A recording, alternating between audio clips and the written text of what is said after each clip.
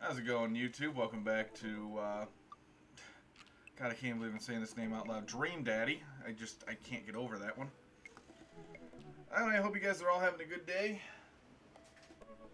We left off yesterday. Amanda set us up on Dad Book, a social media platform specifically for dads. Because that's a thing that needs to exist. I mean, I guess maybe you can compare lawns on it. I guess I don't know. So I might have a choice of these five dads to pick from to reach out to. I don't know. I'm thinking Brian. I like Brian a lot. I like him and Craig a lot, although Craig is a little bit active. I'm not much for activity like that. So let's reach out for Brian. Oh Lord. Alright, Hardy. Hi, I'm Brian. I spend most of my days hanging out with my awesome daughter. I think of new ways to grill things. Like fishing, then we'll get along. Friday night, I'd like to see just how slow I can cook a piece of brisket. One thing to take with you on Desert Island would be my fishing pole. What are your turn-ons? A keen understanding of steak cuts. And B, when you grow up, a fireman. What's your favorite movie genre? Romantic comedies. Okay. What's your ideal date? Deck building. Okay, so he's kind of all right. Kind of might have a little bit of a nerd streak. What do you never leave home without? My portable fishing pole. I spend a lot of time thinking about how my daughter is smarter than I am. Okay. Let's see Matt. I don't know anything about him. Avid music enthusiast, passionate coffee drinker. You can find me most days selling bean juice over at the Coffee Spoon or hanging out at the park with my amazing daughter. Hit me up about 80s no-wave music. On Friday night, you are most likely to perfect my cold brew setup. One drip at a time, baby. You had one thing to take with you on a desert island. What would be? Fine tunes to pass the days away. What are your turn-ons? Multi-instrumentalism. That's I'm out. What did you want to be when you grew up? A barista, weirdly enough. Well, hey, you achieved your dream, buddy. Good job. What's your favorite movie genre? Shit with subtitles. Okay. What's your ideal date? We go to the animal shelter and seriously consider adopting a cat. So consider it, but never actually do it? We never leave home without my headphones, both in-ear and over-ear, just in case. So I'll have to spent a lot of time thinking about where did writing commas into song titles come from and where did it go? Did we all just agree that it's a bad idea? I mean, it kind of is. Okay, Craig. Dad of 3, business entrepreneur, and fitness enthusiast. Juggling work, family, and fitness is a tough gig, but someone's got to do it. On Friday night, you're most likely to get one last good cardio session in. If you had one thing to take with you to Desert Island, what would it be? A box of energy bars. What are your turn-ons? A sub 6-minute mile. What do you want to be when you grow up? Beer pong world champion. Now that's aiming high, man. What's your favorite movie genre? Buddy cop movies forever. Buddy cop movies can be very entertaining. I will not argue that one. What is your ideal date? Scaling a huge, dangerous mountain for fun. We never leave home without extra tube of energy gel. Sometimes thinking about my mile time used to be so good. What happened? Have I peaked? Dude, your dad of 3. You peaked. Alright, Hugo. Hugo Vega, middle school teacher, high school teacher, writer of scholarly articles on 18th century literature for various esteemed publications. And if you're here to tell me that my son put a cherry bomb in your trash, I know and I'm sorry. At least he knows. On Friday night, you're most likely to brew some strong tea and paint my miniatures. Okay. And one thing to take with you on a desert island, what would it be? A Remembrance of Things Past by Marcel Proust. What are your turn-ons? Muscles? Well, I'm out. What did you want to be when you grew up? A movie star. Hey, you know what? You could still do that. You got the face. What's your favorite movie genre? Documentaries and on art history. Ooh. What's your ideal date? Each of us reads a different book on the opposite side of the couch in a comfortable silence.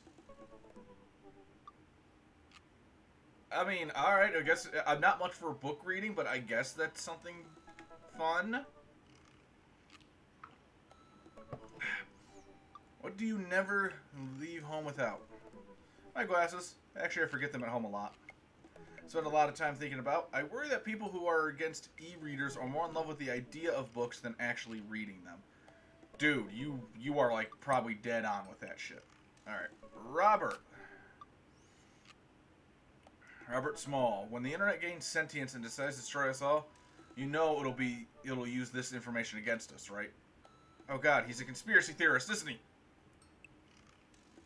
If you had to take one thing with you to Desert Island, what would it be? A gun. Okay. What are your turn-ons? Don't talk to me.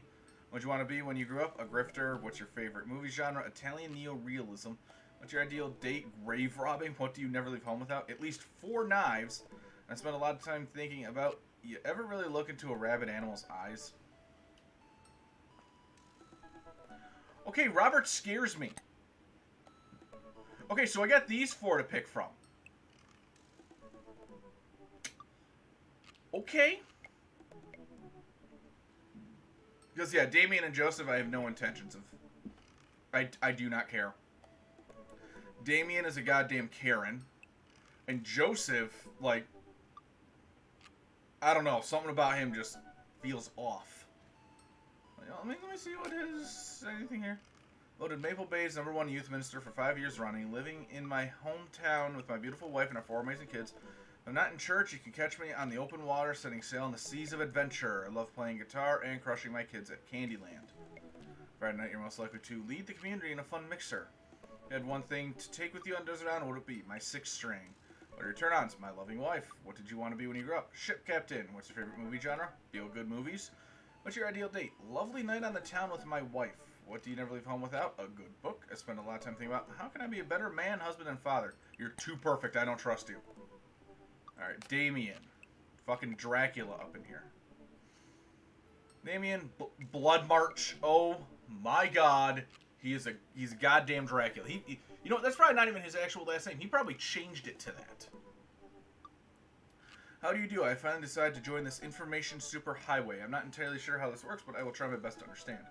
I love long strolls through graveyards and spending time with my son. If you would ever like to chat about the latest Victorian fashion, the inevitability of our own demise, or black hats, please send me a letter. Oh God. Friday night, you're most likely to listen to true crime podcasts while I taxidermy my newest specimen. I had one thing to take with you on Desert Island. Would it be? A coffin. Well, at least he understands he's going to die there. What are your turn-ons? Pronouncing bosom correctly. I don't even know if I pronounce it correctly. I just know... I think that's supposed to be bosom. What did you want to be when you grew up? A bat. Shocker. What's your favorite movie genre? Foreign art house horror. What's your ideal date? It's night, and there's an industrial dark wave club in Berlin. The music drums the beat of our hearts. We never leave home without an upside-down cross. Spend a lot of my time thinking about mortality salience. Okay, you know what? Robert scares me, Damien disturbs me, Joseph worries me. It's really just Craig, Matt, Brian, and Hugo. And it's really, I think it's mostly between Hugo and Brian. I think I might go, I think I gotta lean more towards Brian's because Hugo's a heavy reader. I am not a book reader in any way, shape, or form. You know, I'll go ahead, I'll give you a... I can't click on any of those. I want to click the hearts. I want to see what they do. Alright. Message. Moving Pictures is hand down the best Rush album. I got a friend who listens to Rush all the time, so, yeah. I wouldn't mind you talk to him. Man, I don't know how I feel about hanging out with Brian more, but it seems like Daisy and Amanda get along really well. Maybe I should just bite the bullet and hang out with Brian for the sake of the kids. Crack my knuckles and start typing. Hey, Brian, great grabbing burgers with you at the cookout yesterday. We should get the kids together and hang out soon. Wait a couple minutes until a ding comes from my computer and a message pops up on my screen. It's Brian! Let's see what he has to say. Hey, man, always love a good burg with a buddy. We should definitely hang out. What do you think about mini golf? We could bring the girls and have ourselves a little friendly competition. Rock on, Brian. He signed his name. That's cute. Friendly competition? This is perfect. I know Amanda and I will crush Brian in mini golf. I've been taking her to a mini golf course since she was a little kid, and I'm proud to say that she's almost better than I am. Almost. I type back. That sounds great, man. Name the time and place, and we'll be there. Hey, Amanda. 1 second. Amanda walks through the doorway. Her eyes a little puffy, almost as if she'd been crying. You up for some? Hey, are you alright? I'm fine. Oh, yeah, I'm alright. That's sad because I started thinking about how I'll never have telekinesis.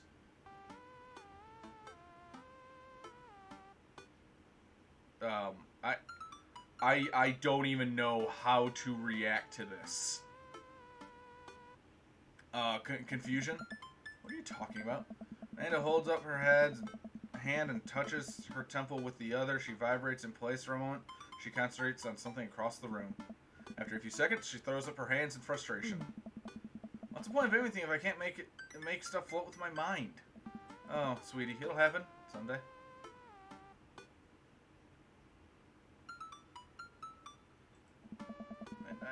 I know you feel like you have to stay positive around me, but I just want to make sure you're okay. Yeah, I'm fine. I'll be fine. Sounds very not fine, but I won't push her on it.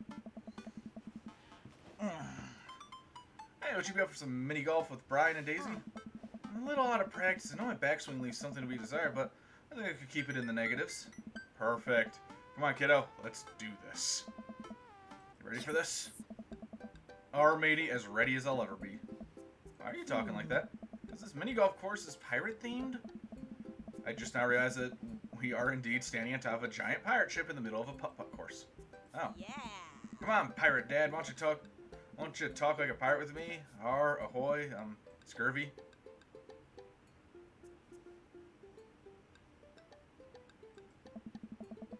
I'm like Brian and Daisy walk the plank with my superior golfing buddies. I mean, doubloon. Come on, Dad. You told me this is just going to be some friendly competition. Friendly competition is dad code for actual competition. I need to prepare my body, mind, and soul to defeat Brian on the field of glorious battle. It's just mini golf? No, it's not just mini golf. Yeah, see, Goku gets it. Just mini golf? It's so much more than that. I kneel down and place a hand on Amanda's shoulder. I just want you to know that there's no pressure. It's not a big deal. Don't worry about it too much, but we have to beat Brian at mini golf. Whatever happened to us just having fun? No, we will have fun when we beat them. Amanda gives me a side eye before I can side eye her back or spot Brian and Daisy. Oh, there, mateys! Ahoy! Ryan walks up with Daisy in tow. Looks like they already rented us some golf clubs for our mini golf excursion. Total power move. Why didn't I think of that? Alright, first mate, I hear there's buried treasure in these waters. You gonna help me plunder it? Oh, Amanda, I don't think this is a real pirate ship. I think it's just to play putt pound. Amanda gives Daisy a look. I mean, Captain?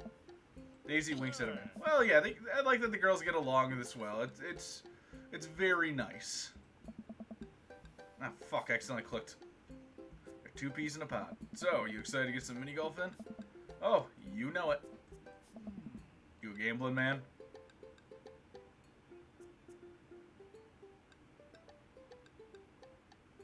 Oh God, dude, I think I gotta be smooth here.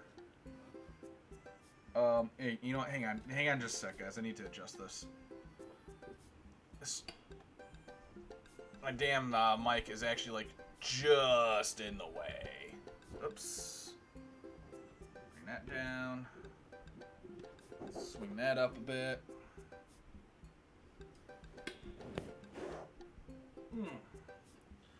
That is a little better. It's not as in my way now. Oh, I mean, you guys, it's literally just right below me. Instead of off to the side, so I'm more directly on top of it now. So hopefully there's no audio issues. Okay, you know what? I'm gonna play it smooth. Do I get you if I win? Amanda puts her hands over Daisy's ears. Gross! Brian blushes. He's clearly a little uncomfortable. I'll let the loser buy his drinks tonight. Alright, but how about we make it a little more interesting? I'm listening. Loser has to mow the winner's lawn this weekend. Oh, my yard's pretty big. Are you prepared to take that on? I think you should be a little more concerned with how you're going to maneuver around my hedges. It's highly technical work, not for the faint of heart. I don't think I'll need to worry about that. I'm very good at mini golf, you know. Oh, yeah? Hole in one? Every time. What I just said is not a true thing, but it already came out of my mouth, so I have to stand by it. And I'm looking forward to seeing that happen. Brian and I eye each other up and down. May the best dad win.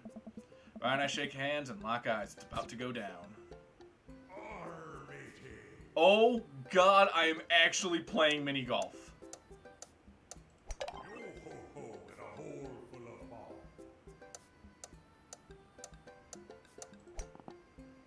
No! Damn it!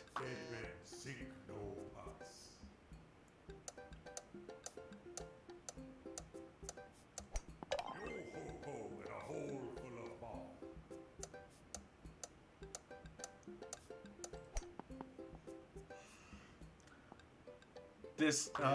Seek no huts. Oh, that's a tricky one. Into the Yes.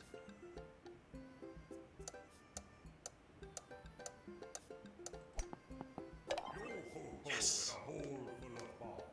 Oh, there's a fake hole. Damn.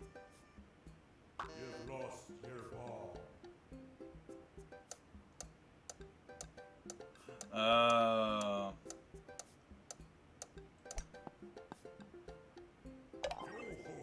in a hole full of ball. Wow, why did I rushed that one. Why did I do that? Dead men seek no huts. Hell yes!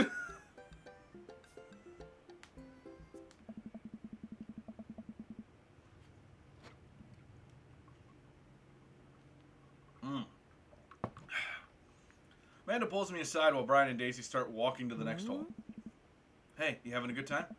I'm having a great time. I'm having a fantastic time destroying Brian underfoot. I just asked because your eye is twitching. No, it's not.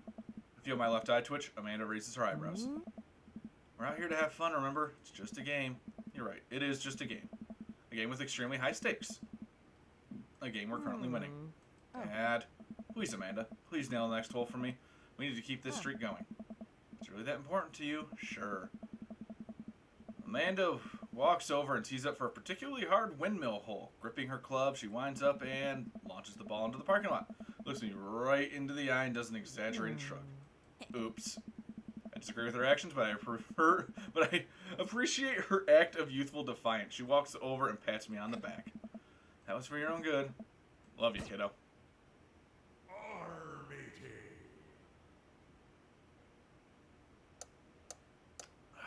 This is a rough one. There's a lot of lineups here. Nope. Dead men seek no huts. Oh, where is... Oh. I have a very small chance of this one. Into the broad. Yes! I hit the outside. Oh my god, it was fully round. I'm dumb. Into the bride. Okay, pulled that one off.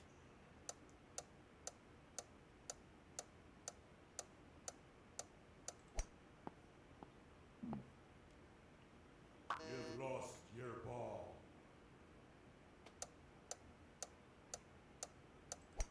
Nope.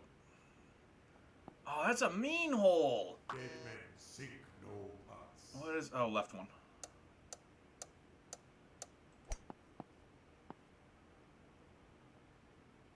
Dead men seek no huts.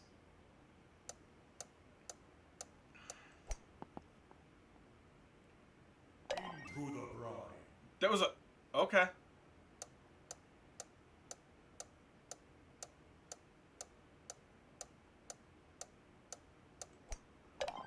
No shit! And another rank S. Hell yeah! I'm killing it with mini golf. I am not that good at mini golf in real life. I try to maintain an air of professionalism because there are children present. The confetti cannons are going off in my brain, and someone is placing a wreath around inner me with the words "Best Dad" emblazoned on it. Man, that was some good shooting there, Goku.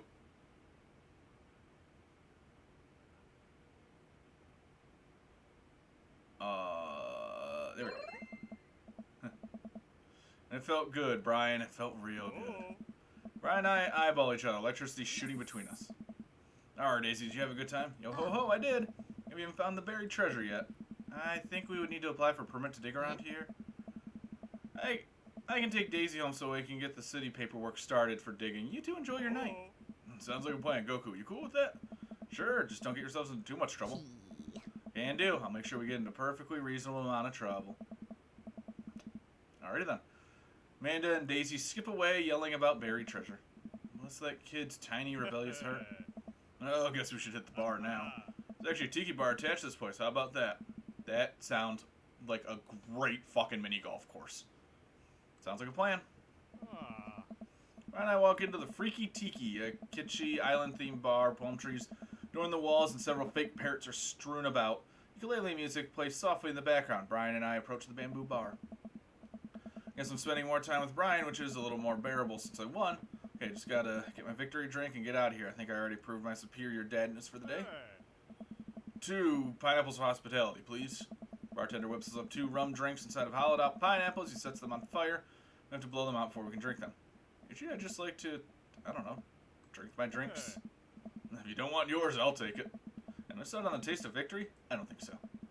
Take a sip of my pineapple of hospitality. Victory tastes fruity. Let's talk about lawn maintenance. I almost said lawn maintenance. God. I'm very particular. No electric mowers for me. I hand cut everything with scissors. I also only water the lawn with bottled sparkling water. I just ran out, so you're going to have to import some. Yeah, I just prefer, but I'll settle for Icelandic because that's all you have. And it's sweet that you're willing to put all that work into taking care of your dead grass. What? My grass is perfectly healthy. It's okay, buddy. I know just the trick to perk it back up. I'll work my magic when I finish trimming your grass with the tiniest pair of scissors I own. Man, even when he's trying to be helpful, I feel personally attacked. Well, I sip on my drink and on the TV in the corner. Hey, Extreme Makeover Deck Edition is on. I love this show. Always made me want to own a deck. Ugh, I hate this show. Why? It's so clearly fake. Well, yeah, it's reality TV. Who cares? I care. I'm a general contractor. I work with decks all the time. There's no way they're renovating these decks in a matter of 2 days. It's impossible. It's a 3-week job minimum. So you want to cover those 3 weeks extensively in every episode? It can't be that interesting to watch a bunch of dudes slave over a deck for that long. Nobody would watch it. I don't like any of those home improvement shows. I want to watch stuff that's real. Long Haul Paranormal Ice Road Ghost Truckers? I have terrible news for you, Goku. No, not them too. That's the awful truth. Not the ghosts, though. Those are real. Trucks just don't have emergency escape buttons. I've been lied to for so long. We both chuckle and sip on our pineapples. So you're a general contractor? Sure am. I actually helped build the cul-de-sac we live in. Wow, nice work. Yeah, kind of took after the footsteps of my old man. Was he was a general contractor too? The best. He practically built half of this town with his bare hands. It's weird how you spend your whole life trying not to become your father, and then you wake up one day and there you are. I get to work with my bare hands, and it pays more than enough to take care of my daughter. So it's an absolute dream job, for me at least. Well, that's impressive.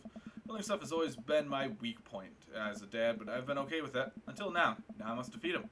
I do have that patio furniture that I haven't put together. It's still sitting in the garage. Okay, maybe I should cool it with the dad competition. Gotta keep it light. Let's get about his daughter. That'll be nice. Yeah, I'm getting good points with Brian right now. So, Daisy seems pretty smart for her age. Yeah, she's a genius. Definitely doesn't get it from her old man, though. It's actually a little embarrassing. She beats me at Scrabble constantly. To be fair, Scrabble is really hard. I can barely make good words when I have the whole alphabet in front of me, let alone 7 letters. Brian laughs. See, we can keep things friendly here. This is perfectly pleasant. I could do this all night. Because I feel an innate need to impress Brian and prove that I'm better than him, obviously. It's the only reason, I think. Let's keep it moving. Compliment his beard. I could always appreciate a good beard. Your beard is nice. It looks very healthy. Thanks, I grew it myself. Hey, you're not allowed to dad joke another dad. Is this how our daughters feel all the time? I'm upset. Hi, upset. I'm dad. God damn it! I walked into that one. I mean, you walked right into that one. That's dad joke 101. Listen, buddy, I took dad joke 101 years ago. I'm the 400 level classes, and well, I'm a degree in fart humor. Wow, Amanda must be so proud. She is not. I look around the room and take in all the kitschy decor, looking for something to comment on. There's a gigantic fish hanging above Brian, and I gesture to it. Cool fish. It's definitely fake. What, really? Everything in here is fake. The palm tree over there is just a ficus with plastic coconuts glued to it. I look over. He's right. But I almost caught something like that fish once. Mine was bigger, though. Of course it was. Oh, really? Yep. I went on a trip to Hawaii maybe a decade ago. We were out in the sea for 3 days, catching fish, drinking beer, guy stuff. We had a hot plate on the boat so we could sear the fish right there after we caught it. Throw a little bit of salt and lemon on there. Oh, man, that's some of the best food I've ever had. I do not care for seafood. That does not sound at all entertaining to me. That actually sounds amazing. No, it does not, Goku. Well, it was the last day. Everyone had gone to bed already, but I was out there watching the stars. Had my line out too. Then all of a sudden starts running. The jump on the reel fork gets ripped out of the rod rack and start fighting with the damn thing. I'm out there for maybe an hour. Can't call it to my shipmates. It's just man against nature. Finally, I'm starting to tucker the guy out. I get him up on the surface and finally get a sight of it. The biggest marlin I've ever seen. Hemingway-esque. I get onto the boat single-handedly. You know what happens next? What happens next? The thing smacks me in the face with its tail. It knocks me out. I wake up the next morning on deck. The fish gone. Never felt dumber. So it got away? I think there's another version of me who would have spent the rest of my life trying to catch a fish Captain Ahab style. I'm sure Daisy would be supportive. Oh man, fishing's the life. Haven't gone to enough lately. You go fishing? Actually, I have a confession to make. Wait, what am I doing? Why am I having this inexplicable urge to be vulnerable with him? I can't tell him I'm terrible at fishing. I lean in close. Oh, no. God. You were about to be frickin' vulnerable and adorable, damn it. No one can outfish me. I'm simply the best out there. Okay, since you're such a pro, I'm taking you fishing. You want to go fishing? Wait, don't answer that. Yes, you do. We're going fishing. Oh, no. Oh, I don't know. Come on, it'll be a blast. Now, the perfect little fishing spot. I'll bring some beers. We can just sit back, relax, and reel in some trout. We'll bring the kids with us. Come on, you know you want to. I sigh. I've been cornered. Yeah, okay. Brian gives me an exuberant high five. Yes, maybe we can see who can catch the most fish so I can get you mowing my lawn. You can try to beat me, but they don't call me Goku good at catching fish Kakarot for nothing. I am spinning a the web of lies that I fear will one day consume me. Sounds like it'll be a scrap. Brian and I finish our drinks and head outside. Till next time. Oh my god, they're all so terrible. I'm real excited. To catch way more fish than you, Brian. Brian extends his hand and gives me a friendly but firm handshake. I see the competitive fire in his eyes. This is going to become a whole thing, isn't it? Once Brian takes over babysitting duties, Amanda walks home with me. She immediately pops down on the couch and flips on the TV. So, how was your hang with Brian? He wasn't too spicy about his crushing defeat, was he? No, he was pretty gracious about it. Like, frustratingly gracious. Yeah, how dare that guy have some decency? Come on, Dad, he seems like a neat dude. Think so? I don't know. The guy loves a good competition. But then again, apparently so do I. What did you and Daisy end up doing? Oh, we hunted for treasure for a bit, but Daisy was really adamant about not digging without a permit, so we just watched some documentary about theoretical physics. I put her to bed, and then sat around eating Brian's food. Don't tell him I said that. That's standard babysitting protocol, I believe. I think it is, too. I really like hanging out with Daisy. She's super mature for her age. Yeah, Brian says that she has a hard time relating to other kids. She kind of reminds me of you at her age. Oh, she doesn't bite people as much as you did. I can't believe I'm finding the cool older kid. Feels good. Gonna hang out with Brian again? That's the thing. He wants to go fishing with me. Oh.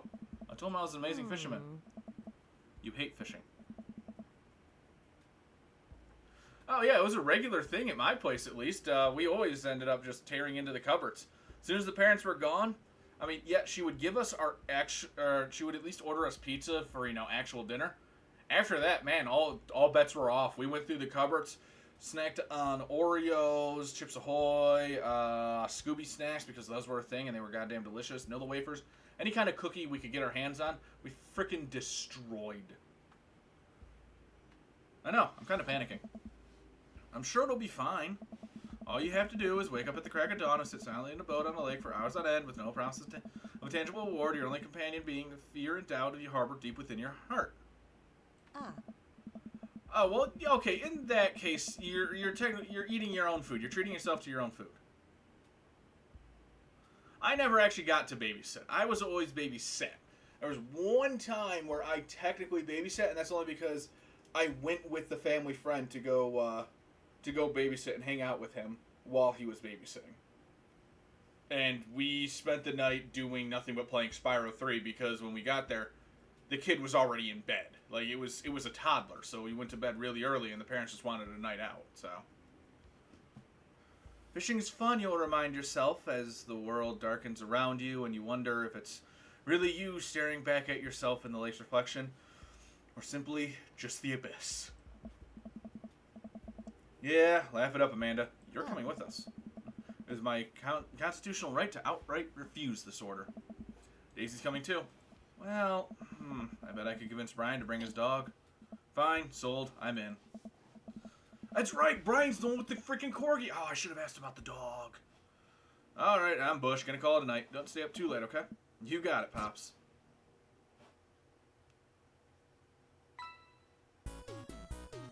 Woohoo!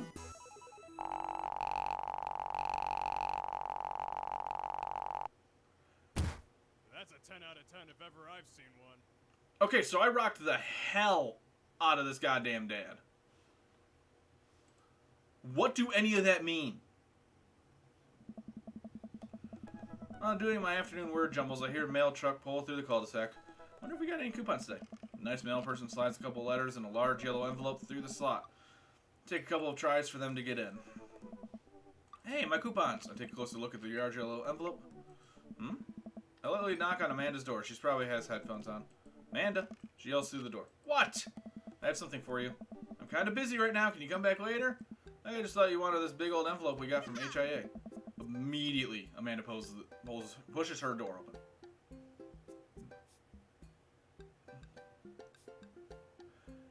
Oh, so you missed the, that means then you did actually miss the opening. Had a wife, passed away, and Amanda is actually my daughter.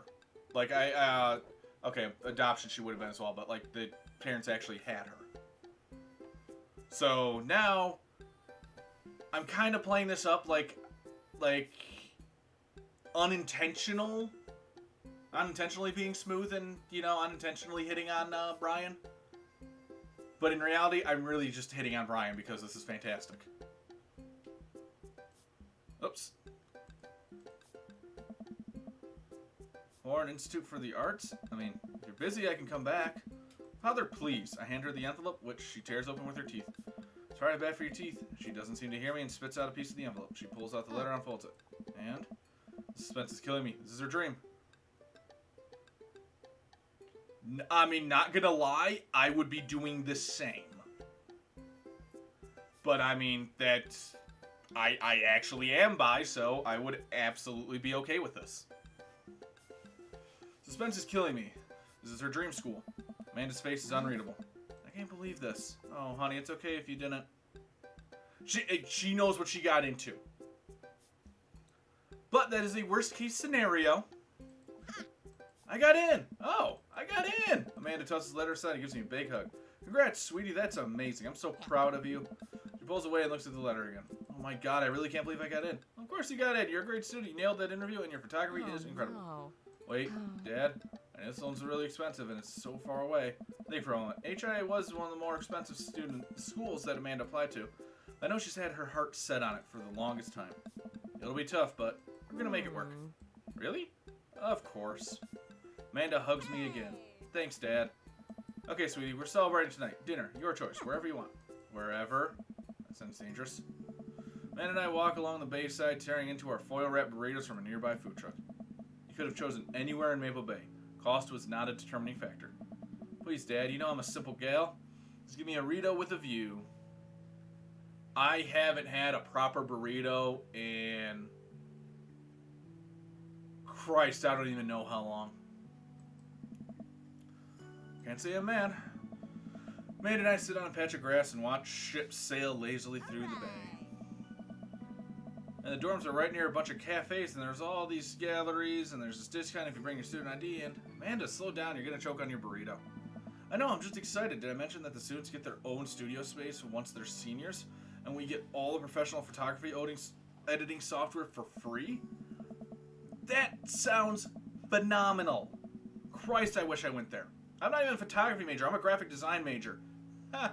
Oh God, you are doing a lot of great work for me, degree. Yeah, really helpful.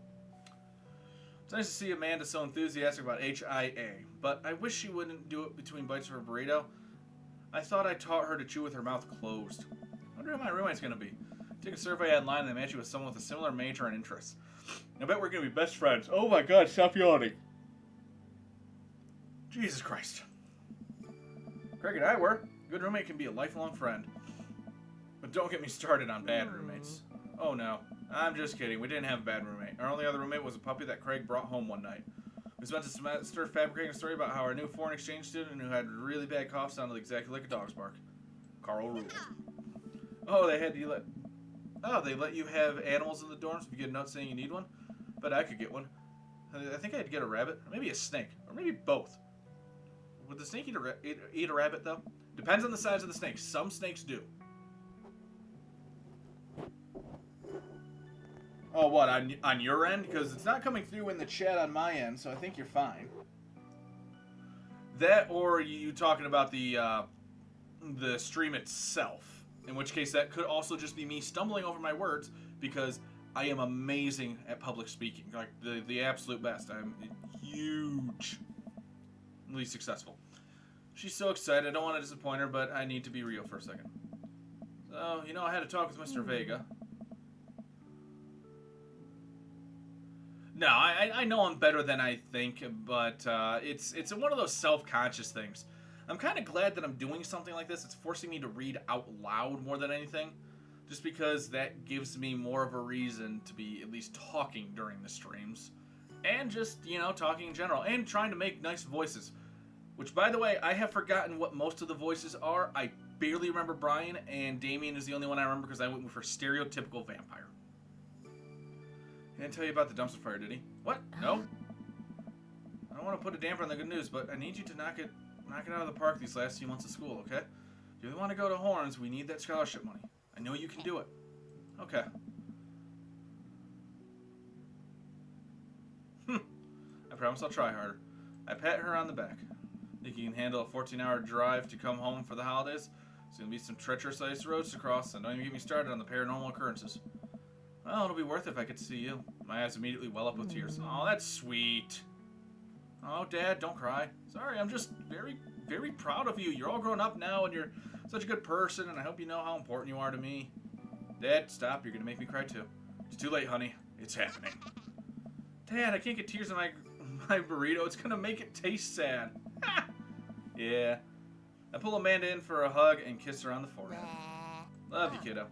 Love you too, Pops. Yay! Welcome. You've got dads. Woohoo! I mean, I could just solely focus on Brian and forget the rest of these guys for all I care. I think I'm gonna do that because I like Brian. Brian's fun.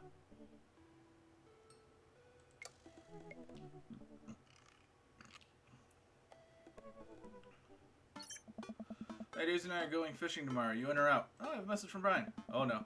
I've been dreading this day. I accidentally boasted about my abilities as a fisherman to Brian, and now he's challenging me to another dad-off. I've been doing my fishing research online, but I'm nowhere close to an expert. Still, though, I have to accept. Oh my god. I think I ate way too much between dinner and dessert. But damn it, I had birthday cake I had to get rid of.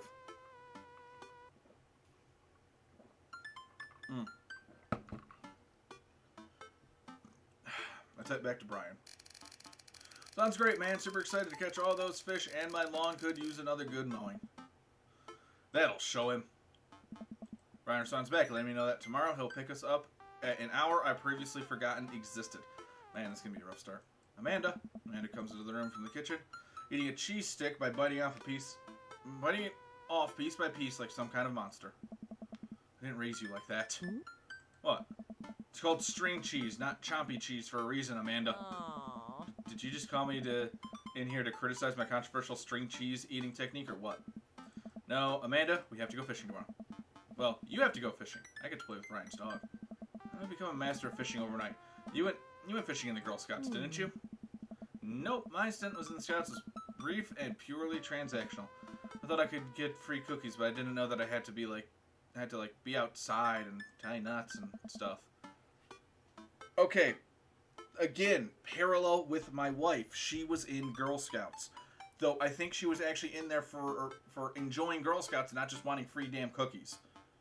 That said, she does get really excited when she sees Girl Scouts selling cookies. Like, unreasonably excited. Holy cow. I don't know, I just never had a taste for a lot of Girl Scout cookies. There's some I like, but... Like the big one, like Thin Mints. I hate mints. I hate mint in general. It is not a good flavor to me. I tolerate it for the sake of my toothpaste, and that's it.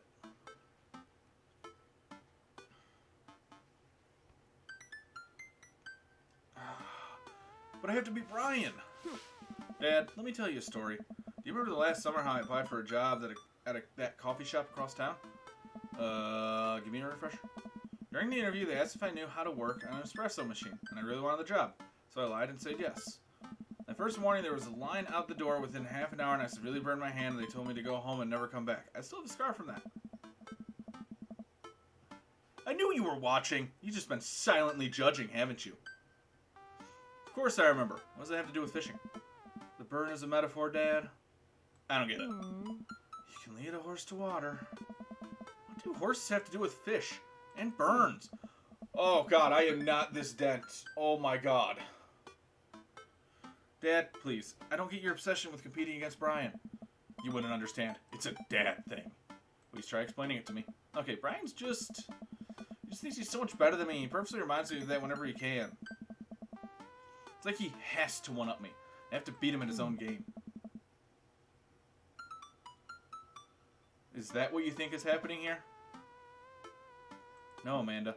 Okay, good. I know that's what's happening. Alright, Pops, we should both be getting some sleep. See you in the morning. Night, Panda. Brush my teeth, throw on some pajamas, climb into bed, set my alarm, close my eyes. Okay, sleep. Yeah, I don't know what, the latency is just how it is. I don't know a way I can fix that.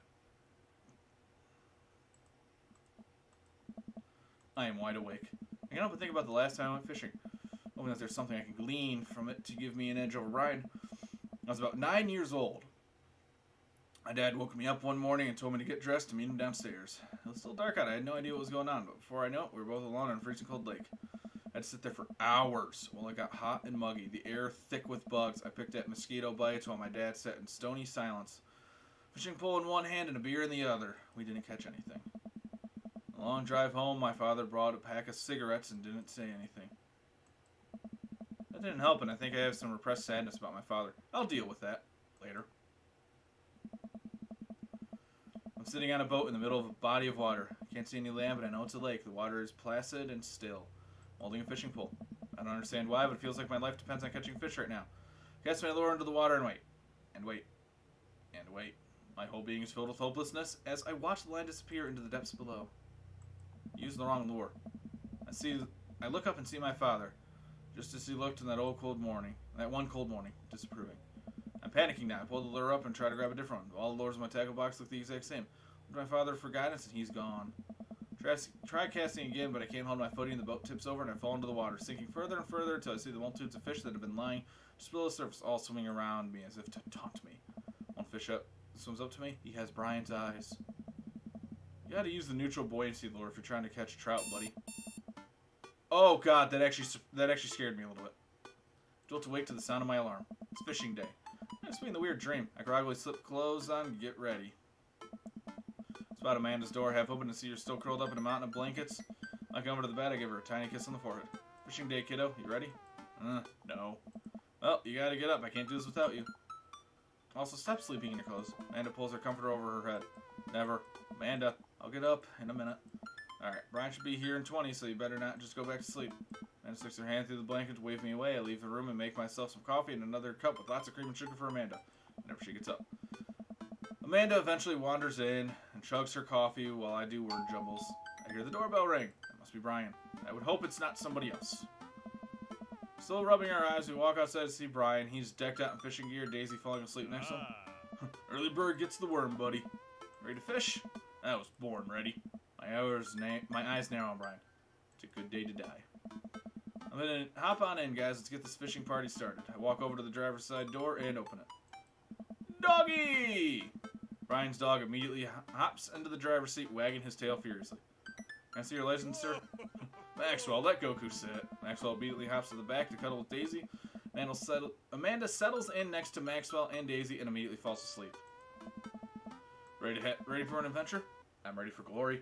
Alright, there's something a little bit unrealistic there between this Amanda and my Amanda. Because if my Amanda sat down in a car next to a dog, something tells me she wouldn't just fall right back to sleep. Something tells me she would be awake trying to hug that dog as much as she possibly can.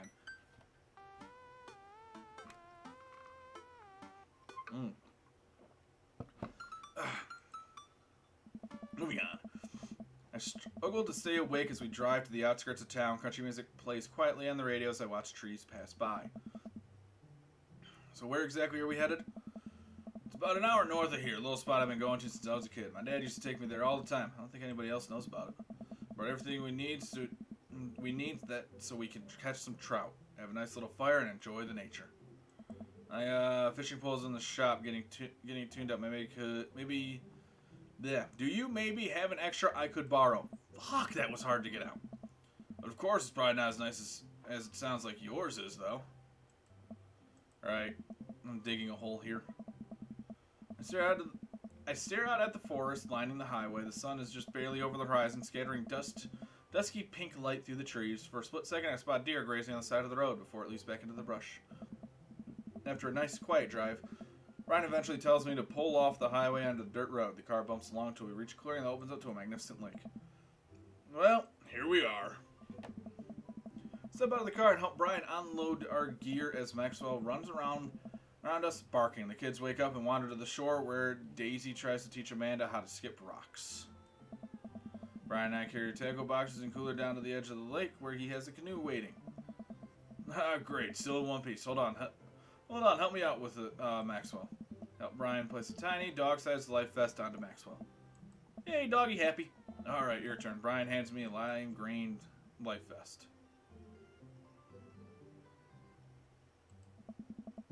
If I fall in, I'm counting on you to rescue me. Shucks. Suit yourself. Brian turns to Amanda and Daisy, who are still skipping rocks. You kids want to fish? Aww. I'm good with just throwing rocks into the water. Amanda hurls a rock into the pond with gusto. Yeah, take that, water. Amanda, you're supposed to be skipping them. Is that what we're doing? Daisy, don't you want to fish? I think catching fish is kind of inhumane. We're going to go explore the woods and look at bugs and stuff.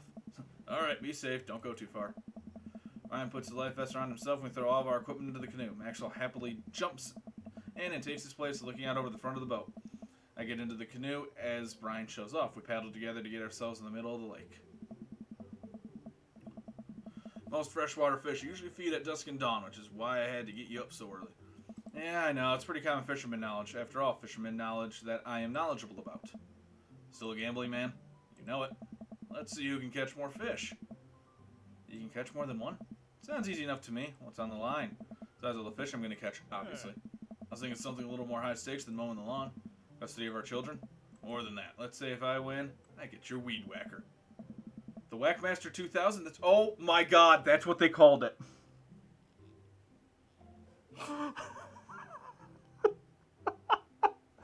Oh, I shouldn't be laughing at this so hard.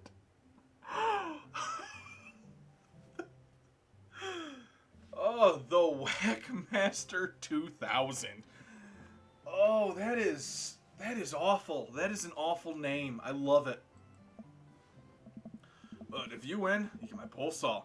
The Reach and Cut 3000. The cordless version? That's the one. Shit, the Reach and Cut 3000 is state of the art. My weed whacker is a prized possession, but there are those hard to reach branches at the back of the yard that have been begging for a pruning. You're on. We shake on it. So remember that I don't know how to fish. My foolish fatherly pride will one day be my undoing. Watch as Brian ties the lure and does some stuff I can't quite follow with his fishing pole. He casts into the lake. Oh boy, now I have to do that. I stare down at the tackle box and at the pole in my hand. Just do that. I fish a worm from the styrofoam container Brian bought. It's slippery, but I think I can get onto the hook if I just focus. Oh god, I'm bleeding. Oh god, the blood's everywhere. The worm is not on the hook. Well, Need some help? No, I meant to do that. The blood attracts the fish. They can smell it up to a mile away, you know? okay. I think that's sharks. No, it's definitely fish. Now what? Tie a knot or something? Take my pole and try to tie an elaborate looking knot to impress Brian. Classic hunter's bend. I learned that one in my youth. Yep, this one isn't coming apart anytime soon. With this knot, I'll cast heavenly line upon the unsuspecting water and deliver onto us a bountiful harvest. I look over to Brian. He doesn't seem to be paying attention. Let's cast the sucker. I pull my rod back and launch the lure as hard as I can. Lure flies off off the line and sails far, far away, landing in the lake with a loud sploosh. Sorry, I judged the wind speed wrong, and the cold air drives the pressure down. Go ahead and take my pull. No, it's hard switching to a new pull if you're not used to it. I'll fix up another lure. Brian hands me his pull with a smile, and I just sit there feeling like an idiot. Wait, this is a mini... What the shit? Fishing around here is easy. They all grew up. All you gotta do is line 3 of the same species and reel them in. I need to match 3 of the same species. I can't tell which fish is which. No, oh, okay, it's a swapping game. I get you. No, I ain't gonna do shit. Catch of the day. Rainbow trout. Now you're fishing. There we go. I actually don't mind these kinds of games. They're mindless and enjoy. that's I fucked that one up. Wait, no, that gave me something. Match of the day. Shit, I jumped. No, I didn't. Catch of the day. Yeah, a lot of these fish do look alike. Match of the day.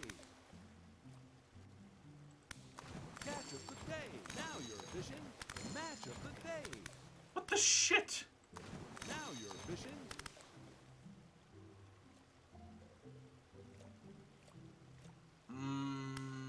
Oh, nope.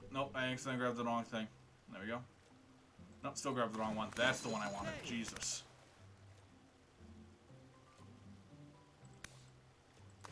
Nice match. Oh my god, they're so fucking similar.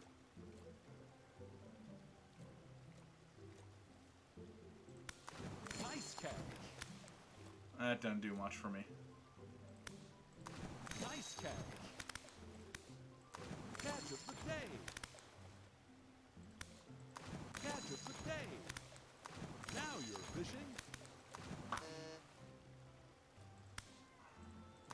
Nice match. Match of the day. What do I do with the rainbow trout? Oh shit, rainbow trout just knocks out everything. Wish I knew that. Catch of the day. Catch of the day. Match of the day. Catch of the day.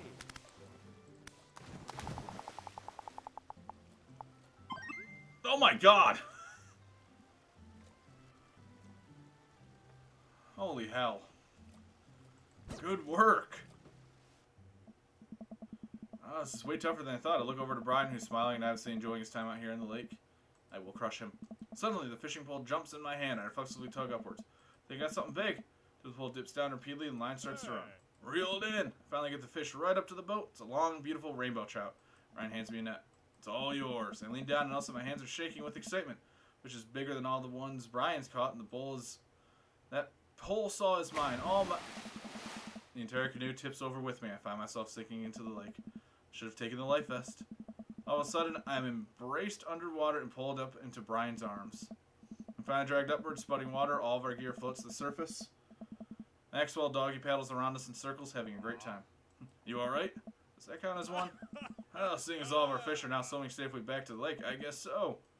Ryan laughs. Let's get you to shore. Brian and I flip the canoe back over and fill it with our now soaking wet gear. We row back to shore with Maxwell in tow. Once we get to the beach, Maxwell darts off into the woods. Brian takes off his shirt. Dots of lake water glisten in the sun across his strong back. Man, all that general contractor must have built the guy like an ox. I hope he doesn't notice me staring. Hey. We're gonna get a fire going so we can dry off. Want to hand me yours? Yes, okay. I was gonna take off my own shirt and toss it to Brian. So I wish I had done more setups in my life. Or any setups at all, really. A thing you've bested me in, stupid, sexy Brian. You might as well fry that shirt up. Seems it's like the only lunch we'll have.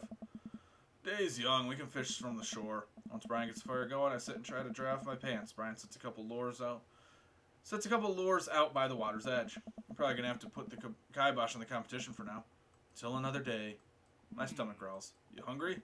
No, I'm fine. Brian reaches into his cargo shorts and pulls out a few granola bars. I have a small child.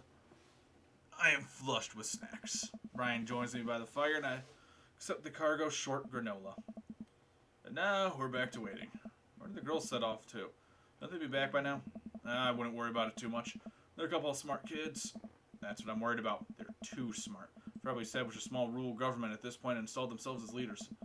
Take a look around at the sun cresting the tree line, casting the entire lake in a warm golden glow. The forest seems to be coming alive now. Birds chirp in the distance. Wow, nature is beautiful.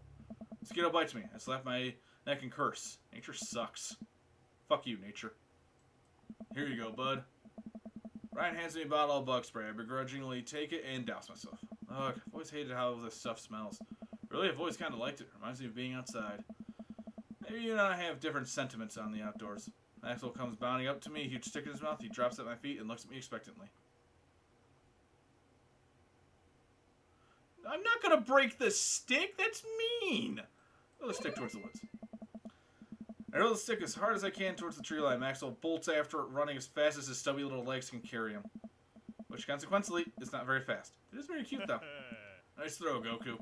Turn away so he can't see me blush. Maxwell brings the stick back to me, clearly proud of himself. Good boy, Maxwell. You're very good and speedy boy. You're the world champ of fetch. It's time for the pets. What's the plan? But pets never fail. Scratch behind the ear. Rub that belly. Oh, my God. Each one of those are my go-to. Like, honestly, like, you can't go wrong with any of those three. You know what? Belly rub. Maxwell rolls over and lets me rub his belly. He wiggles on the grass, clearly loving it. I feel like we have a third wheel there. Where's my belly rubs? I'm so flustered I can barely say anything. I just focus on petting Maxwell and hope Brian doesn't notice how much I'm sweating. Oh my God. While I'm playing with Maxwell, fish began routinely pulling on Brian's lines. I watch Brian effortlessly fillet the fish, squeezing a bit of lemon on them and frying them up in a cast iron pan. Or not, we have a feast fit for a couple of shirtless dudes. Amanda and Daisy emerged from the woods looking totally unscathed. Whoa, Dad Bod Patrol, I'm going to have to issue both a citation to demand you both put your shirts on. There are children present. Brian tosses me my now dry shirt and I pull it over my head, thankful that I will no longer be distracted by Brian and his pecs. Where have you guys been? Starting entomology? What? We were playing with bugs. I expected you guys to be more covered in, like, mud and stuff. Daisy looks offended. What do you take me for? A child? Amanda puts a hand on Daisy's shoulder. Right. We take a seat around the fire and Brian serves us all generous piles of fish on paper plates. It's absolutely delicious. Why does he have to be good at everything? Fish taste okay? Daisy and Amanda both nod furiously, mouths full of fish. It's incredible. I've never had fish this good. Yeah, it's great. Old Harding family recipe. Why are your pants wet?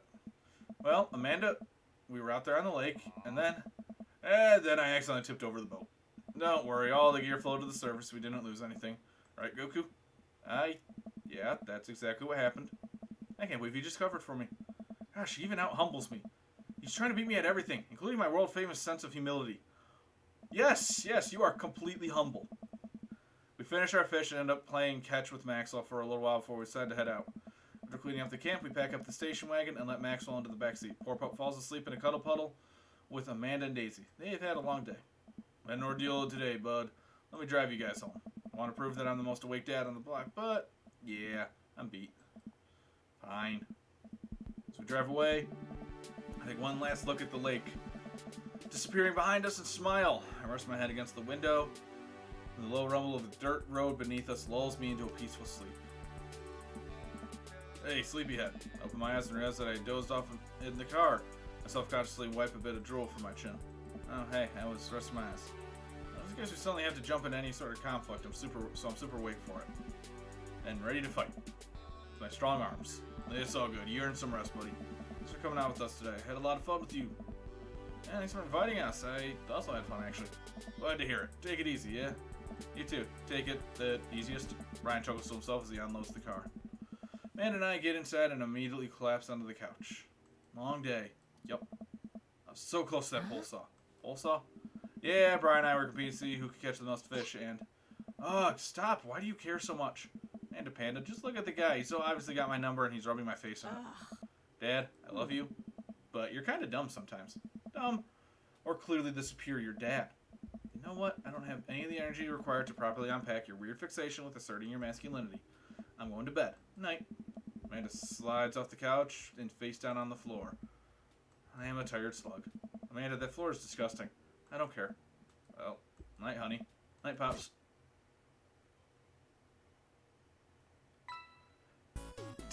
Number 56 said, go ask your mother, and I love that. What do the points mean? Sure know how to make a dad blush. That's 2 S ranks. Now it's been a long day. I'm just about ready to pack it in after a few bites of ice cream from the freezer. I turn off all the lights and walk down the hall to my room. I wonder if Amanda's still awake. That kid needs some sleep. So past the room, I can hear a faint sound, but can't quite make it out what it is. I get a little closer. Is she crying? I knock gently on the door. Hey, Amanda? The crying immediately stops. All right now. Her voice sounds strange. She sniffles. I need to make sure she's okay. I open the door. There I can see Amanda's outline in the middle of her bed, knees hugged up against her body. Is everything okay? I don't want to talk about it. Something happened? No, nothing happened. Go away. Yeah, you know, I'm sorry. I'm going to push this. Amanda, get out. Okay, okay. We leave her room, shut the door behind me. Once the door closes, I can hear her crying again. Ah, what has her so upset? She seemed fine earlier. You usually open with me. Did you do something wrong? How's it going, Foxy? Can't miss that damn squid. You're so open with me. Did I do something wrong? Is she mad at me? I guess if she wasn't before, she definitely is now. I can't even remember the last time she snapped at me like that. I have a hard time falling asleep. When I finally do, I'm still thinking about Amanda. After a long night of very little sleep, I roll out of bed to make myself a pot of coffee. Amanda should be up for school soon. Maybe she'll be willing to talk about whatever's bothering her. About 10 minutes before she's supposed to leave, Amanda comes out of her room and makes a beeline for the freezer. Morning, Amanda. Morning. She dumps frozen waffle into the toaster and slams the freezer door. She won't look at me. Yikes. So, anything big going on at school today? No. Okay, do you need a ride to school? No. Want some coffee? Amanda pulls the toaster level up, takes her still freezer burnt waffle out before it's finished cooking. I have to go. Amanda picks up her bag and storms out. Oh, okay. I've seen her act like that in a long time. It's usually short-lived, but it always hurt. Hopefully this blows over and things are back to normal soon. I sit back at the kitchen table and look at a picture of Amanda I hanging on a wall. Ugh, words. In it, I'm teaching her to ride a bike. Her face is a mixture of excitement and pure, unadulterated fear. I remember how determined she was. Every time she would fall off and scrape her knees, she would get back up. She would get up and try it again. Finally, I had to stop her because she was bleeding everywhere. And she started to cry because she didn't think she needed bandages and wanted to keep trying. Ugh. As I put the bike away, she stood in the middle of the street and screamed. Then I took her for ice cream, and it was like nothing ever even happened. Gave me a bit of thought, decided if I force her to talk about it, I'm not only going to make things work, but I have an idea. Start rummaging around for ingredients. I hear Amanda walk in the door. Instead of heading for the kitchen like she usually does, she makes a beeline for her room. She's clearly trying to avoid me. Hey, Pumpkin? What? Can you come here for a sec? There's a moment of silence. Yeah. I want to say sorry about last night. I'm just worried about you, kiddo. I get scared when I know something's wrong, and I get even more scared when I feel like I can't do anything about it. Dad, so just whatever it is, you don't have to tell me if you don't want to, but whatever it is, just know that you have a dad in your corner who wants you to be happy. I mean, you know I'm bad with the words, and I was hoping I could speak a language we both understand. Pull cake out of the refrigerator and place it on the table. Hopefully the frosting has set by now. Ta-da! Dad? Awesome. It took me a really long time because I ran out of red frosting somewhere around sad and had to start over, and this is beautiful. Strawberry. Amanda gives me a big old hug. Grab some plates and forks and serve us up some delicious cake. So, it's really stupid. What is?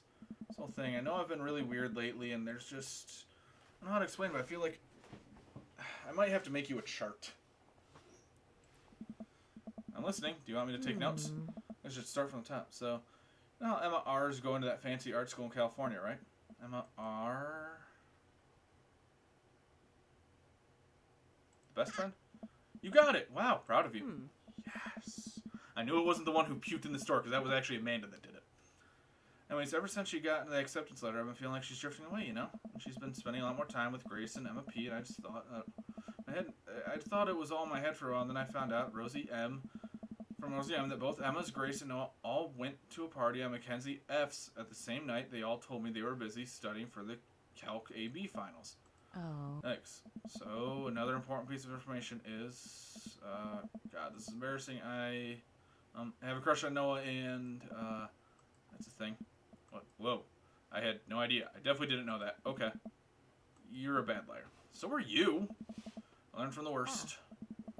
Anyway, so the only person I told about the crush was Emma R, and she promised not to tell anybody. I didn't confront them about the party because I didn't want to start drama, so I just kept quiet and kept going about my business. Amanda sighs.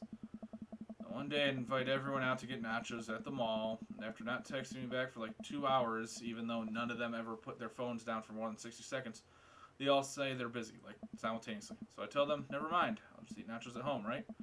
We were out of chips and I really wanted nachos. Totally understandable. Dad. So I go to the mall anyway. I get to the food court, and who do I see there but Grace, Emma P, Emma R, and Noah. Hanging out together and eating nachos without me. What? It gets better. I'm standing by the escalators watching them, and I realize that Noah is his arm around Emma R, which is kind of weird, right? But then they kiss. No. Yes, I know. This one we're like, hey. And Grace drops a nacho on her shirt because of course she does, and Emma R just like glares at me. Grace. Nothing is coming up. I don't know who that is. Grace is the...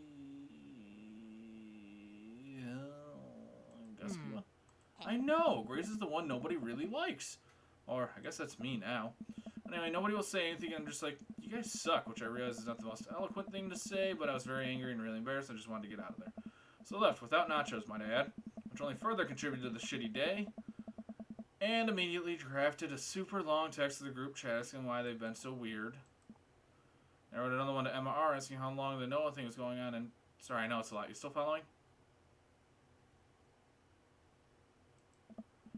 Oh, okay, get a load of this. Emma R says, you know what? Let me just read it to you. Amanda pulls out her phone and reads word for word in an arduously long string of text. Oh, God, no. Can you believe that? I cannot believe that.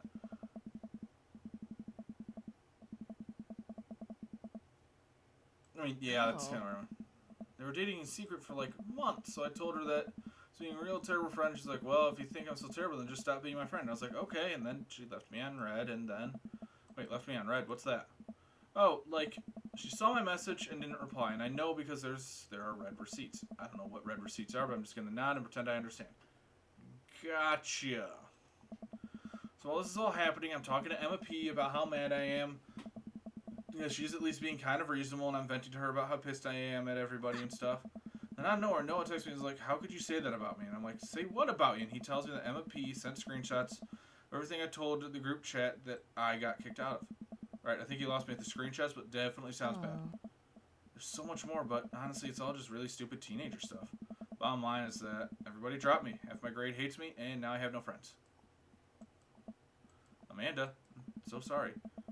I was expected it from everybody else, but Emma R has been there since Mom died. I can't believe you just stabbed me in the back like that. I'm not even that mad that she's dating Noah. I'm just said she lied to me about it for so long. Amanda stabs at the remnants of her cake. Okay, I take it back. I'm kind of mad she's dating Noah. Like, what did I do wrong? Why did everybody just suddenly decide I'm not cool anymore? Why wasn't I enough? I don't understand. And as mad as everybody, as I am at everybody, like, I miss them, Dad. I get that.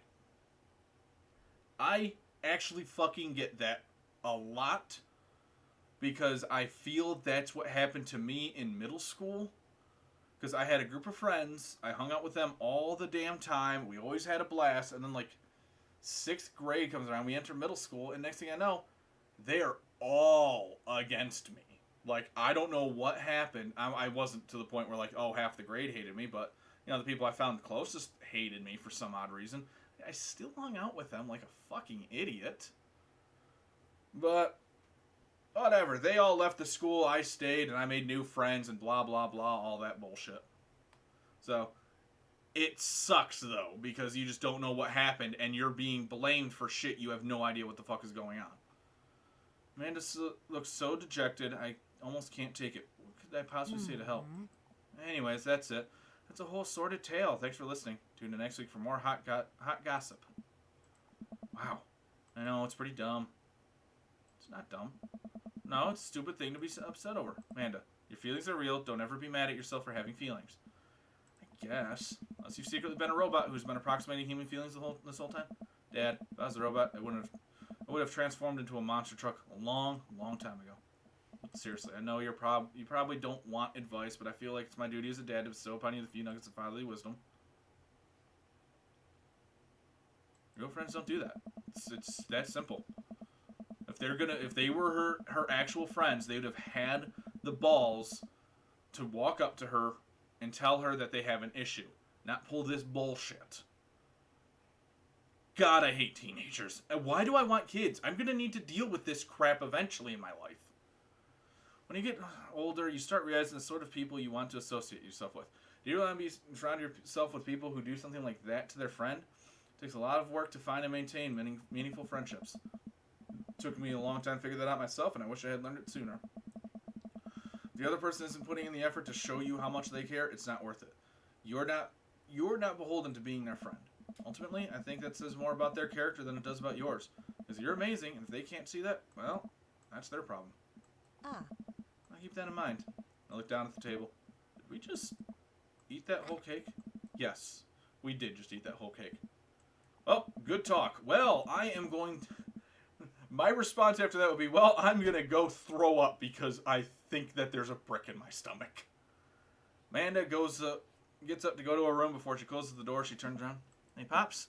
Yes? Thank you. You are always welcome. Love you, Amanda. I love you too, Dad. That's adorable. Medicine isn't always the best Welcome. medicine. What? You got dads. Holy hell. Hello, Amanda's dad. It's me, your friend Craig, who loves sports. I have nice and smart children who are good at computers. Oh man, good to hear from you, buddy. What's up? I'm still strong. I am strong. Don't I know it. Say I've been reading up on the whey protein. You use that at all? Figured it'd help me develop a bit more muscle. Yes, I know what that is. My children are having a tea party and they want to invite Amanda, but we can't find her on here. You're also invited. Physical invitation to follow. Oh, I'd love to come. I'll let Amanda know. Thank you, Amanda's dad. Oh, you know what? I'll be nice. I'll be nice and attend this party. Coffee time. You know dads love coffee. Gonna brew yourself something black as midnight on a moonless night. I put on a fresh pot and work a few word jumbos as I wait for it to brew. Yeah, this one spells sorrow. Dad, ready for today? I'm ready for every day, sweetie. You gotta tackle it head on. Now you're ready for the thing that we're gonna do today. The thing that you promised you'd do? Honey, I already told you that I'm not gonna throw away my Tom Clancy novels. They're just stacked in the living room. I keep bumping into them and knocking them over, and you don't even read them. Wait, no, that's not what I'm here about. The tea party, Dad. Nope, I don't remember that. Craig's kids. That hand-drawn invitation. Amanda walks over to the refrigerator and comes back with a hand-drawn invitation on a sheet of computer paper inviting Amanda and Amanda's dad to a tea party. They spelled cordially wrong. Just put on some going outside pants and let's get going. I can go outside in sweatpants. Nothing's stopping me. Dad, just... I'll see you in a minute. Fuck authority. No, I'll be nice. I'll put on some going outside pants. Hello, thank you for coming to our tea party. I'll do my best bow and present my daughter, who thanks them with a curtsy. This way, please. Oh, look at that. Briar and Hazel use a small table with tiny chairs. Some are occupied by stuffed animals, and Matt and his daughter, Carmencita, are here too. Matt raises a comically small plastic teacup at me. Hey, dude. How's the tea? An imaginary tea is absolutely wonderful. I taste a hint of lemongrass. Hello, Carmencita. Hello, Mr. Amanda's dad. Please have a seat. I sit down between Amanda and Matt. I don't think I'm going to be able to get out of this chair. Hi, everybody. I turn to see Daisy and Brian enter the backyard and take a seat next to us. Sorry we're late. Daisy made me put on my going outside pants. See, Amanda? Amanda gives me a knowing look and I return an obliging wink. She rolls her eyes. Is that really something your daughter had to pressure you into, Brian? Give Amanda another, even more exaggerated wink. She rolls her eyes even harder. Thank you for taking time out of your busy schedules for some high tea. Now if you'll put on your designated tiaras. There are little tiaras seen on everyone's plates. Except for Brian's. His is a softball helmet. Oh, we ran out of tiaras. I don't think this is going to fit me, but I appreciate the thought. Dad, you're royalty. Please act like it. Brian tries to balance the ill-fitting softball helmet on top of his head. Immediately tumbles off and into the bushes. I'll get that later. Hey, everybody. Craig comes out with a teapot and a tray of sandwich cookies. Dad, is the tea ready? Yeah, it's been sleeping for a while now. Awesome. Sure feels like to serve your guests tea. I thank you. We'd much appreciate our servants' help. Craig leans over to me. That's me.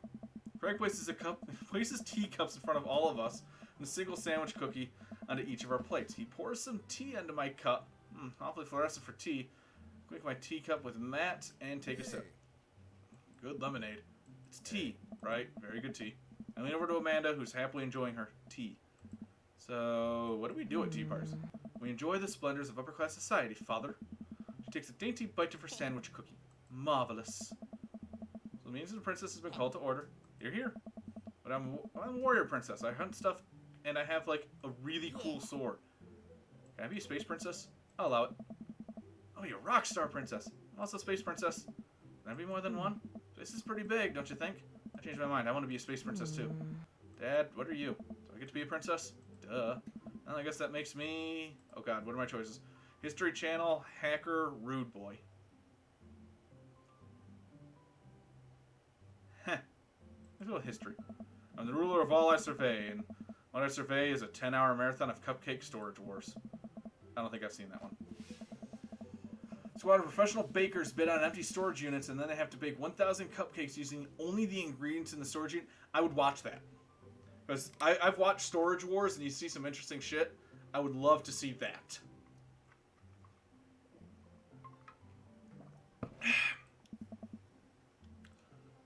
Sounds terrible. Oh, it is. I think I'll be the landscaper and general contracting princess. Barista princess reporting for duty. Hey everybody. Hey everybody, CrossFit princess here. Not now, servant. Or for the princess uprising, you would have been serving me. We sip tea for a little longer, and then the girls run off to fight dinosaurs and space rock warrior princesses, I think. They grew up so fast. It's like yesterday that I was helping Amanda throw her own tea parties. Did she make you a servant too? You betcha. Hermancita made me actually brew tea for hers. Pitfall's of owning a coffee shop. Pitfall? Your custom blends are amazing. The hibiscus one you gave me a while back was choice. Aw, thanks. It's really nice the girls are getting along. Yeah, I'm really glad we moved to this community. We are too. Amanda's been kind of a role model of them, you know? I didn't even realize, and I don't even know if Amanda does either, but I guess they're right. All of the girls in the neighborhood look up to her. She seems to go out of her way to play with them. I'm so proud of her. Better not proud dad cry at this tea party, Goku. I brought extra word jumbles if anyone wants to kill some time while the girls play. Day rolls on, the girls get tuckered out. Amanda spends the whole day playing with them and taking their pictures, promising that she'll send them the best ones later. We all clean up and help put away tea sets and tables, then head out as Daisy and Carmencita fall asleep on their dad's shoulders. Oh. Take care, guys. Thanks for coming. Bye, History Channel princess. That was the best princess. You want dinner? Nah, I filled up my cookies. Me too. I'm tired. Dude, same. Playing with a bunch of little kids who all simultaneously want your attention and approval is surprisingly exhausting. But in a good way. But also in a kind of scary way. How so? I feel like I gotta be on my best behavior for them. I don't want to let them down. Is this because you still feel bad about dropping the F-bomb in front of your cousin that one time? I corrupted her, Dad. She secondhand smokes now. Oh my god. Yeah, those kids really look up to you. I'm glad they have you as a role model. Shucks, Pops. I'll pull Amanda's hair. Welcome. You've got dads. Oh, excuse me. Okay, what the hell is this? This is Steven from Dad Mazan. I'm out front with your delivery. Oh, okay, I'll be right down. Wait, no, sorry, I need to put on pants first. Can't find my pants, but I'm wrapped waist down in a duvet. Are you cool with that? I can come back tomorrow. No, I'll be right down. I found some sensible capris. What? Oh, I got a package. Wonder what it is. Oh, I bet it's that package of socks I ordered. One in the box to start pulling the packing peanuts out. Man, these socks reek. Okay, that's definitely not socks. It's butterflies? Oh boy, I didn't want to know what Amanda was planning on doing with these. Hey Amanda, your box of dead butterflies is here. What's up? Are you sacrificing them? What? You ordered butterflies? You can order dead butterflies online? Wait, so these aren't yours? No, I'm definitely ordering some right now. Okay, love you. I'm concerned. I am very, very concerned. Take a look at the box again. Oh, this is addressed to Damien's house.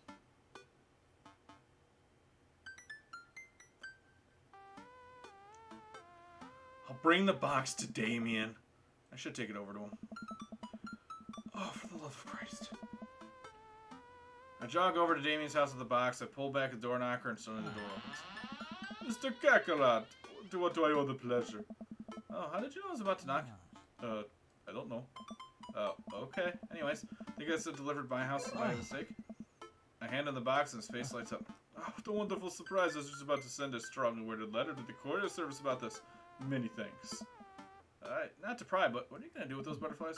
Would you like to see? Alarm bells ring in my head. This is how you die, Goku Kakarot. Sure! Oh, Jesus Christ. Damien leads me to his study where he set up a sort of workstation. Above his desk, a wall of pinned butterflies, moths, and beetles. Oh, okay, so that's kind of what I was expecting. Oh, wow, that's really something, Damien. I'm quite proud of my little collection. You do all this yourself? Of course, I find it rather relaxing. How do you... It's simple. Yeah, let me show you. These aren't quite ready yet. They'll need to be rehydrated overnight, so they're easier to work with. I have some over here that are ready to pin. Damien takes a seat at his desk while I hover behind him. Picks up a little triangular paper package with snips off the edges. He pulls out an all-black butterfly and shows it to me. I'm rather excited about this one. It's a turquoise swallowtail. He gently opens the wings, spreading the butterfly out. On the table, the back of the wings are a glorious iridescent green color.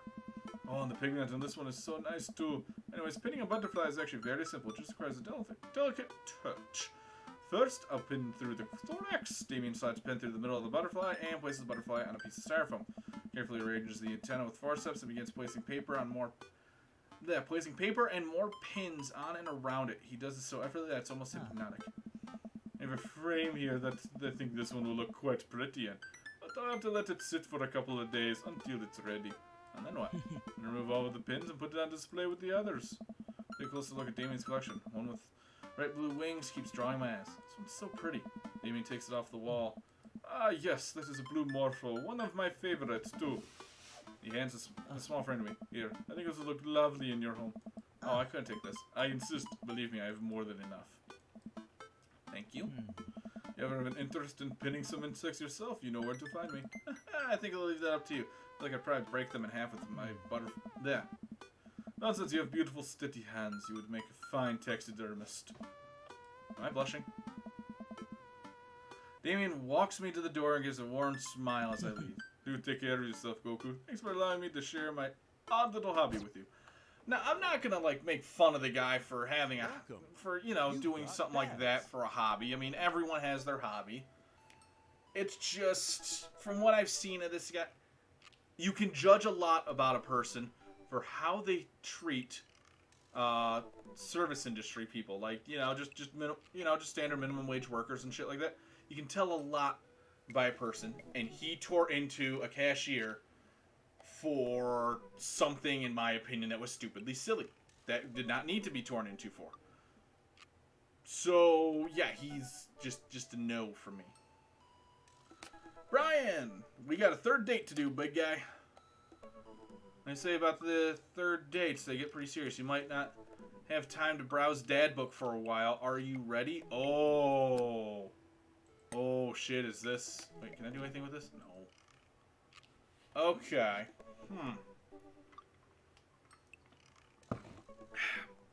Alright, Brian.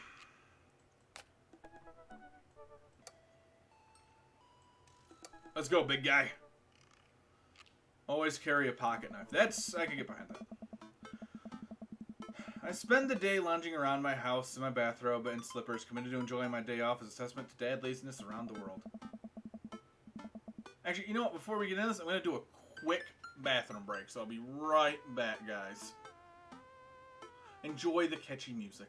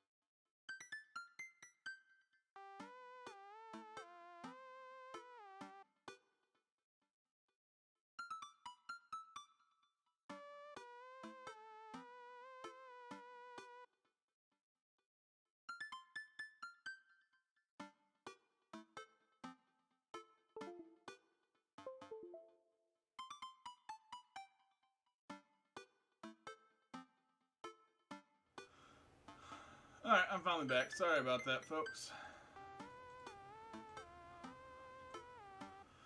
Alright. Third coffee of the day and doing my second word jumble in pen. Man, this is the life. Hey, this one spells door. You're still taking me to the fair later, right? There's a fair. Dad, it's literally around the corner from us. It's not ringing a bell. I came home yesterday with cotton candy. Nope, nothing. Gave you a teddy bear that I won, specifically stating where and when I got it. Seriously. Amanda walks to the windowsill and slides the drape open. There's a big Ferris wheel in the distance. Oh, right, that one. I thought you meant another carnival. You're coming with me tonight, right? Gosh, honey, I don't know. I've got all this. I look down at the mug of coffee and the word jumble in my hands. Pressing business I need to attend to. Amanda points to my word jumble. Park, dog, clock, cereal. I knew that. I totally knew that. Secret word they all spell out is pool. Hey, you're pretty good at this. Now you don't have an excuse. You're coming with me. Amanda pushes me into my bedroom, forces me to change out of the bathrobe. There's something nice. I want some arm candy tonight. Got it. And no flip-flops. Not after last time. We don't talk about last time. Now I want to know what happened last time. Amanda and I step outside and follow the faint sound of carnival music. So, what's the first thing you're going to do at the fair? Eat greasy food, like deep fry everything and put it in my mouth. I don't care if it isn't tasty to start. I believe that deep frying process can transmute any non-tasty thing into a tasty thing. Please don't throw up this time. I know my limits. You said that last time. I was still calibrating. I'm dialed in now. You ride the rides with me, right? If you're looking for someone to ride scary rides with, that's a straight veto from the dad constituency. However, I'm happy to stand at the fence and take blurry pictures of you riding the rides, as per dad custom. Define scary rides. Anything that moves. Well, you're no fun. Maybe I'll find someone at the carnival who will go with me. Wouldn't that be a surprise? Yeah, maybe one of your friends from school will be there, like... What the hell?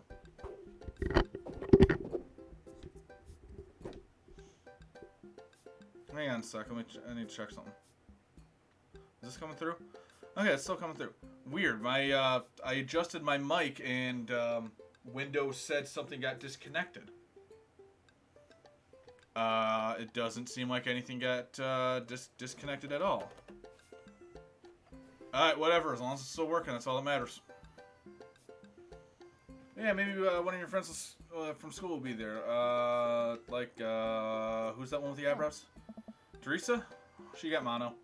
What about the one who vapes? Alex got suspended for vaping in the school bathroom. I'll hear carnival rides are as fun as a solo rider. But then I'll have no one to puke on. Or will I? What? Hey, look, we're here. Oh, I want snack. Actually, I shouldn't have a snack. I've eaten a lot today, and I shouldn't. I've eaten a lot. I've drank a lot of pop. It's just this water for the rest of the night for me.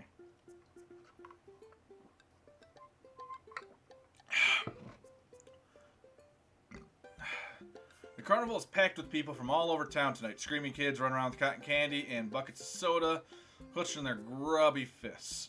Colorful lights flash all around us. I feel like just smelling the air will clog my arteries.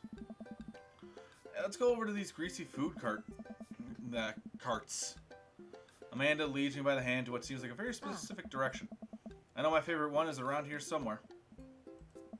Wait a second. Is that Brian? Wow, look who it is. Sure enough, it's Brian and his daughter Daisy. Brian has the same confused look on his face that I'm sure I have. What a coincidence that we all happen to be here at the same time in the same exact place. Wow, this is so weird. Can you believe this just happened to come to the carnival on the same night at the same time? Yes, Daisy, that's so strange. How bizarre. Brian, Goku. I can feel my competitive fire burning inside me again. Last we met, Brian had made a fool of me by besting me at fishing, and then out humbling me in front of my very own daughter. I still want that pole saw. There's plenty of midway games here. Okay, how about we hang out as a team and explore the carnival together? Yes, Amanda, that sounds like an amazing idea. Let's all go do stuff. Together. Ow. Amanda and I follow Brian and Daisy as they lead us towards some rides. I can't believe Brian's here. Dad, you need to relax. Daisy and I have been spending a lot of time together. She helps me with my algebra homework, and I've been corrupting her young soul with rock and roll music. It's really cool, but you and Brian won't stop complaining about each other. Oh, he's complaining about me? No, Dad, that's not what I meant. If you and Brian would just talk to each other, maybe you would see that you have a lot in common. See, now I gotta turn up to 11. Brian's getting obliterated. Dad, you have to chill. Please chill, for my sake. I'm chill. I'm so chill. I'm like stupidly chill. And once I prove once and for all that I'm clearly the better dad, I'll be so chill that you could call me liquid nitrogen. I will destroy him. Dad. I spot the entrance to the midway. A perfect opportunity. Alright, what kind of games do we got here? What am I kicking his ass at? Hey, Brian, check it out. Want to get a couple games in? Oh, That sounds fun. Maybe a little friendly competition. No, we want to check out some clowns. Over there. Amanda, you're scared of clowns. Overruled. Dad. Fine, sure, let's play some games. If we spend the whole night in here, I'm filing for emancipation. I'll lighten up. I'll win you something nice. And I'll win you something nice too, Daisy. I win more nice things than Brian. ah. I'd like to see you try. Brian and I glare at each other. We've been at it for longer than I'd like to admit, and Amanda and Daisy sigh heavily at each other. At each new game, Brian and I challenge each other to. Their arms overburdened with stuffed animals and t-shirts with rainbows airbrushed onto them. For every game I win, Brian seems to answer back. Dad, please, enough. Just one last game, honey. Ah. So, Goku, we're tied. What's the ultimate prize? Spotted from across the midway. We lock eyes. It swims absent-mindedly in a bowl of water. That goldfish will be mine. Amanda, sweetie, how about I win you a goldfish? Dad. It'll get us out of here. Great! I look over at Brian. We don't say a word, but our locked eyes confirm it. The person who wins the goldfish wins the night. Looks like it's skee-ball. You any good? I am the best skee-ball player to ever grace this earth. Think you can handle me? Hey. Still willing to put up your weed whacker? Only if you're willing to part with that pole saw. Lawn grooming equipment goes to the skee-ball champion. We share an earnest shake. God damn. Yeah, very gay, but you know what? It's goddamn adorable. Okay, so how do I do it? Oh, no. Oh, this is gonna suck.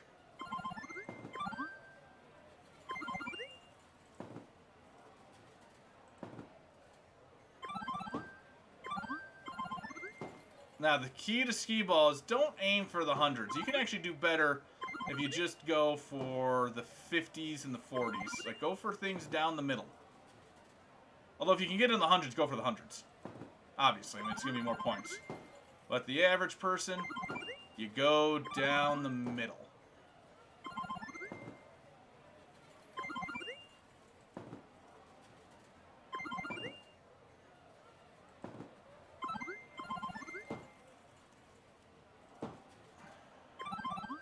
Or, I mean, you can always just pull a Deadpool and just, you know, fucking hurl it.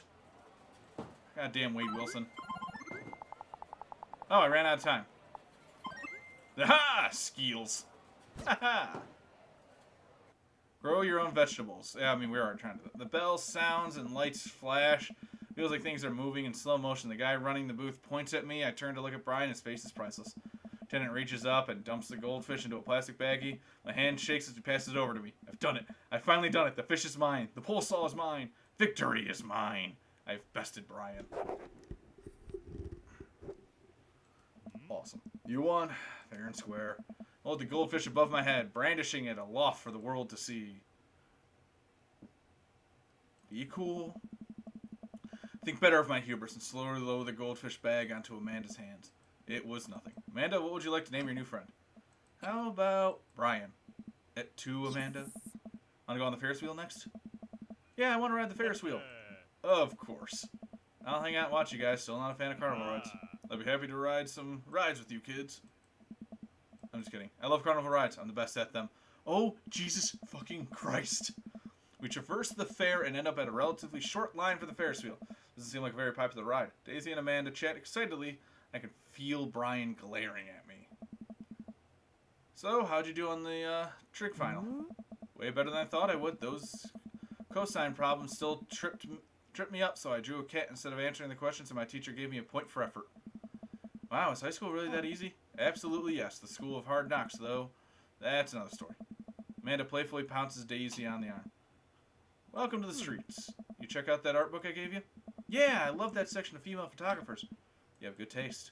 You know, I bet your photos will be in a book someday. Daisy, stop or I'll cry. They're too cute. Next. Amanda pushes me forward. You first. I sit down on the carriage. And now you. Daisy pushes Brian in the carriage next to me. Before I can say anything, the ride operator closes the gate. Now wait just a second. We're going to get some deep fried pickles. You two take this time to work out your differences. Hold on. Get along. Oh. Oh, no. No. Man. Oh, underhanded, kids. Underhanded. Amanda and Daisy run off into the crowd. The ride starts moving.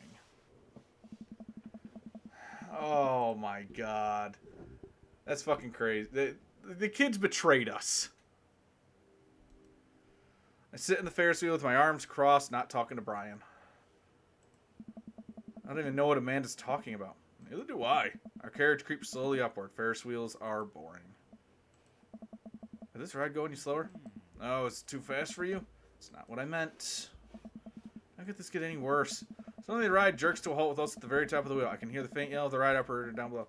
Sorry, folks, ride's stuck. Guess the raccoon must have stolen the key component of the motor. They're very crafty animals and are frequently attracted to shiny objects, so it makes sense that they would pilfer something like that. Anyway, it'll be some time before we can get you all down. Settle in and get cozy. Motherfucker. Well, and hey, no hand stuff while you're up there. Well, and no mouse stuff either. Now, this is just great. I look down over the expanse of the carnival. I hate to admit it, it's a pretty good view.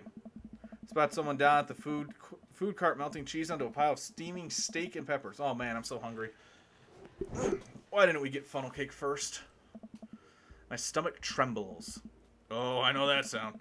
Brian reaches into his cargo shorts and pulls out some fruit leather, offering it to me. Cherry or mango? I don't want your stupid fruit leather. Brian opens one and starts eating it. Fine. My stomach growls again. God damn it, why didn't I take the fruit leather? Sudden sounds as the crowd begins to form under us. A group of carnival workers attempt to restart the engine. So I remember that I have a tiny book of word jumbles and a golf pencil in my pocket. Well, I might start working on a fresh page, determined not to look at Brian. Hey, I always bring a puzzle book with me, too. Brian pulls out a small book of crossword puzzles and a pen. Are you kidding me?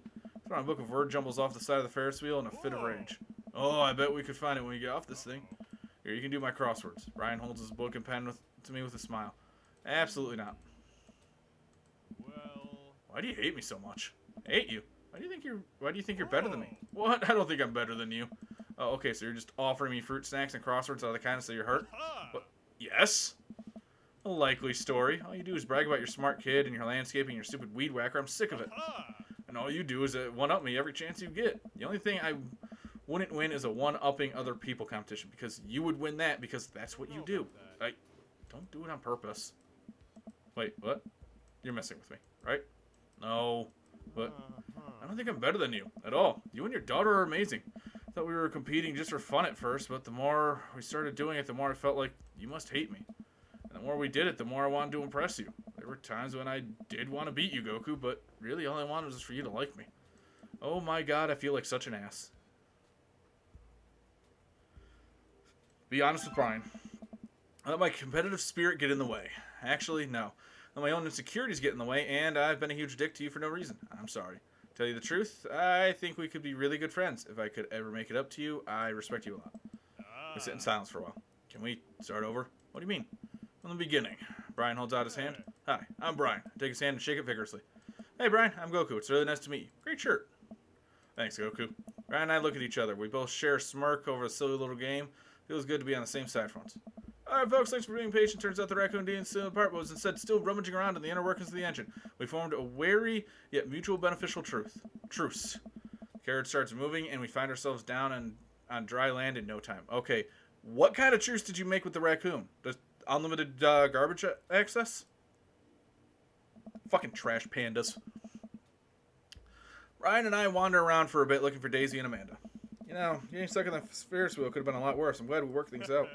Me too, buddy. Now that that's over with, we both get home to quietly enjoy our evenings. Agreed. Dad, Amanda and Daisy run up to us. I think you kids will be pleased to find out that Brian and I have worked out our different... Dad, that's great and all, but Brian's in trouble. But Brian's right. The fish Brian. What? Hey. Daisy and I got into the log flume, and when we were going down the hill, Brian just flew right out of the log, and now he's hanging from some pipe on the ride. We have to save him. But Brian's right. The fish. Brian the fish. Oh, right. Come on. Wait, I have to save Brian the fish. But no. Sprinted over to the log flume, spotting Brian the fish stuck up in the rafters of the ride. We'll get you down, little buddy. I have to get Brian before the fair closes. Who knows what'll happen to him? The fair closes in 10 minutes. I guess we need to hustle then. What's the plan? Well, one ride around the track lasts 90 seconds. Brian's taken from a pipe right above the drop, so you have a window of about 10 seconds to grab him. Did you just do all that math in your head? That's really impressive.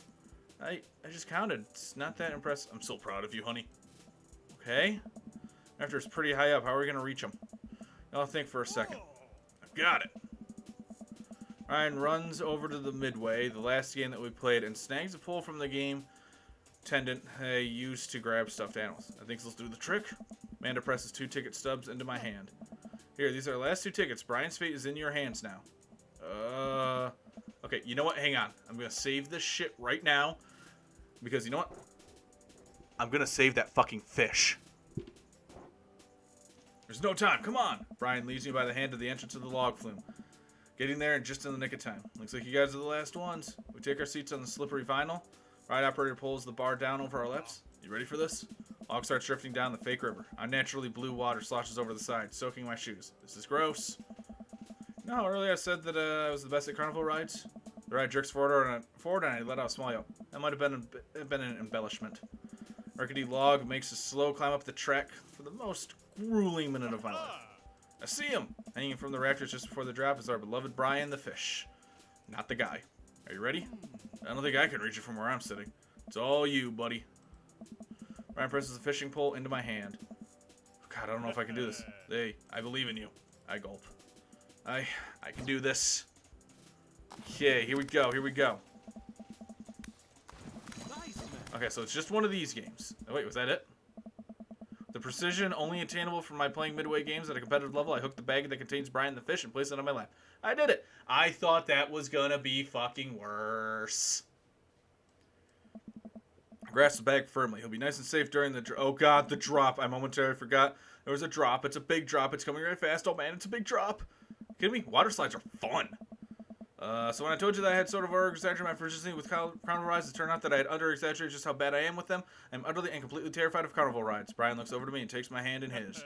I'm right here. We can do this. He gives my hand a squeeze as our log tips over the edge and flies down for the drop. Ah! That wasn't too pleasant for him. Wall of water rains down on us. I realize I have my eyes squeezed shut and open them to Brian still holding my hand. He smiles at me. Wasn't so bad. Told you we would make it. And I walk off the ride and approach Daisy and Amanda. I hand the baggie to Amanda. Brian! Hey. No, the fish. Aw. I mean, hey, thanks for saving the fish. Don't thank me. It was all your dad. Aw, shucks. It was a team effort. Yeah, y'all use your special skills to get him back. Brian got the pull, Daisy did the math, and you got the fish. Oh. I didn't get to do anything cool. Well, honey, I'm sure you... Hey, what were you guys doing up there? That was totally dangerous. Amanda steps in front of all of us and plants her feet. Listen, dude, it might have been totally dangerous, but I'll have you know that we triumphed over more than just your silly rules say. We overcame adversity through teamwork, friendship, and love. We band together to achieve a common goal, and here we stand, stronger than the sum of our parts. And for you two, I actually don't care. The fair's closing. Just get out of here. The ride operator wanders off. You really are a sparkling conversationalist. Join the crowd of fairgoers slowly ambling to the back of the parking lot. Kids want to stick around for the fireworks? Do we have to? They've never seen a child less enthusiastic about fireworks. Yeah, can we just go home? I've been hauling these prizes around for hours and my back is killing me. You kids run on ahead. We'll catch up with you later tonight. Amanda and Daisy skip along. We'll probably find them later, curled up on my couch, watching Long Haul Paranormal Ice Road Ghost Truckers. I love that name. I can't get over saying that all the time. Brian and I sit down on the bench a little further away from the rest of the crowd, who've all gathered to watch the fireworks. Hell of a day, huh? You can say that again. Hell of a day, huh? Smart ass. This is the one time I'll let you outdad me. Ha! I'll take it. Breathe in the cool night air as the first firework launches and explodes in the sky over the fair. Glad we talked about all that stuff. Me too. It's good to have a friend like you, Brian. Fireworks launch into full swing, bursting around us in a rainbow of reds, greens, blues, and whites. One more thing I have to admit, though. What's that? I don't know anything about fishing. Brian bursts out laughing. Oh, buddy. I know. What? You knew the whole time? I mean, you weren't exactly subtle about it. I can feel myself blushing. He laughs again. It's okay. It was cute. If you're interested, maybe I could teach you sometime. That's what friends do, right? Ha! Laughter dies down and we watch the fireworks a little longer. I can tell he wants to say something, but he's having trouble getting it out. You know, it's kind of funny. What is? I'm not fighting anymore, but still feel like we've left some stuff unresolved. Oh, lawn mowing is still happening. We're cool now, but don't think I forgot about that. Brian laughs. No, it's not that. Don't you feel like there's maybe something else here? Or is it just me? Look at Ryan. His smile is illuminated by the crackling embers falling through the night sky. Suddenly I understand what he's talking about. Oh, this whole time, the emotions running so high, I realized that we've been feeling. What I thought was jealousy was actually... It's not just you. Ryan inches towards me. Oh god, is this about to get adorable? I think it's about to get fucking adorable. You know, it's hard paying attention to the fireworks when you're right here.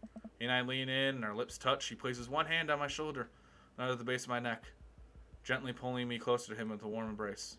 I feel safe. Ryan pulls away from me for a moment and smiles.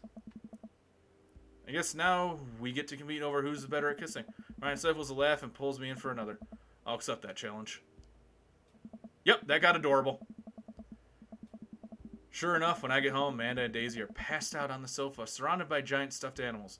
Amanda's snoring drowns out Paranormal Ice Road Truckers still playing on TV. I turn everything off and throw a couple of blankets over the kids before heading to bed myself.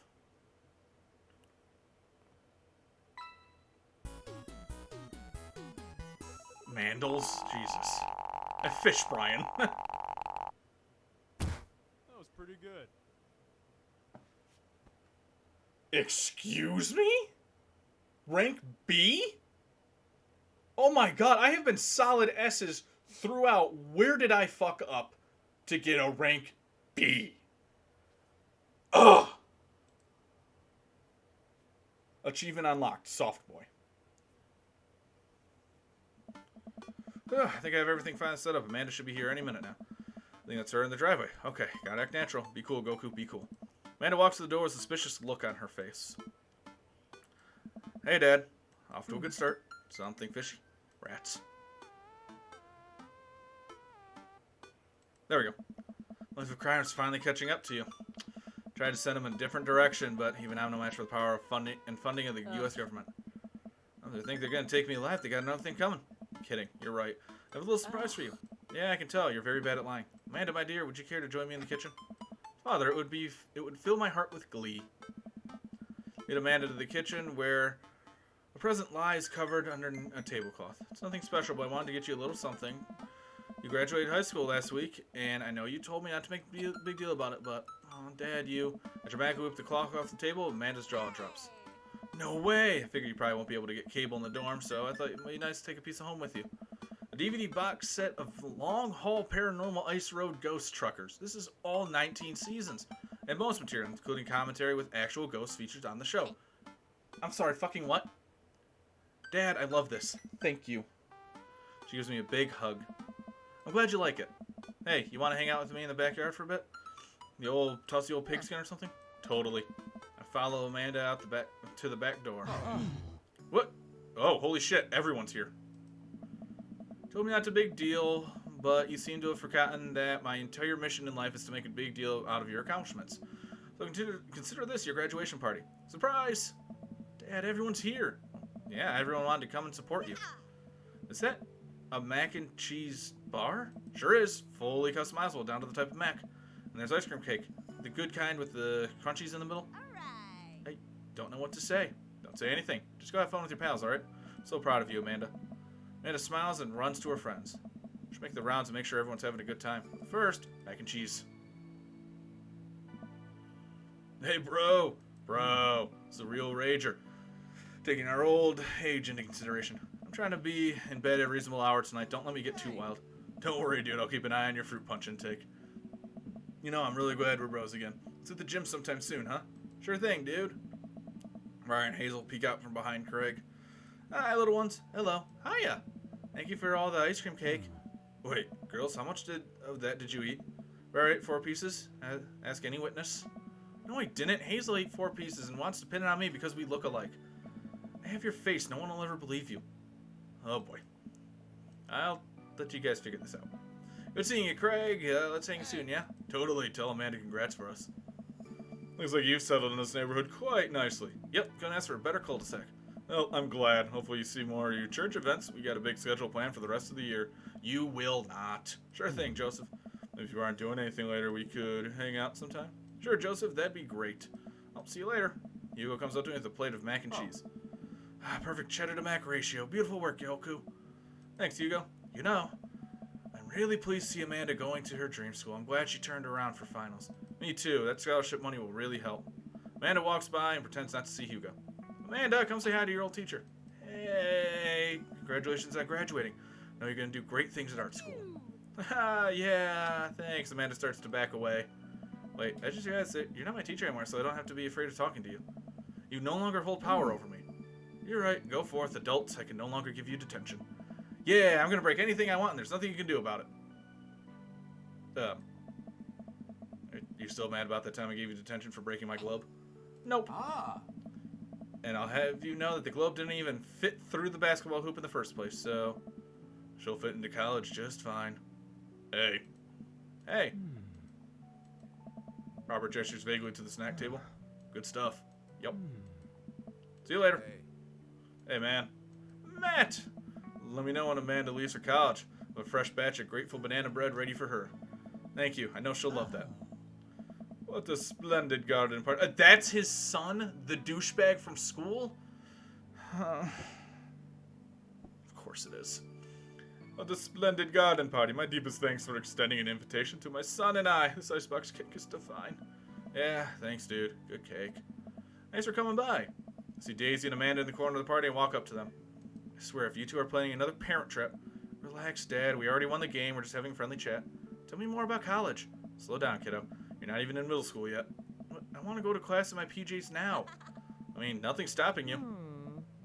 Daisy, I hear you. I know you're stoked in college and skipping grades and taking over the world with science, but you gotta enjoy being a kid first. Growing up is weird and scary, and eventually you'll be able to rent a car, but you gotta get through middle school in one piece first.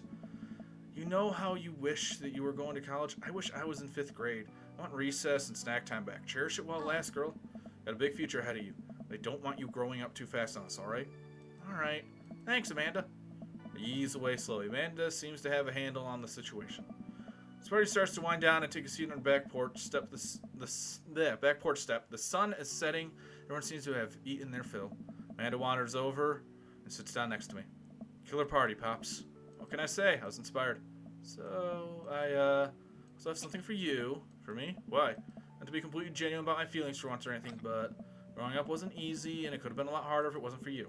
Dad, you've been there for me through everything. There's been times in my life where you were my only friend.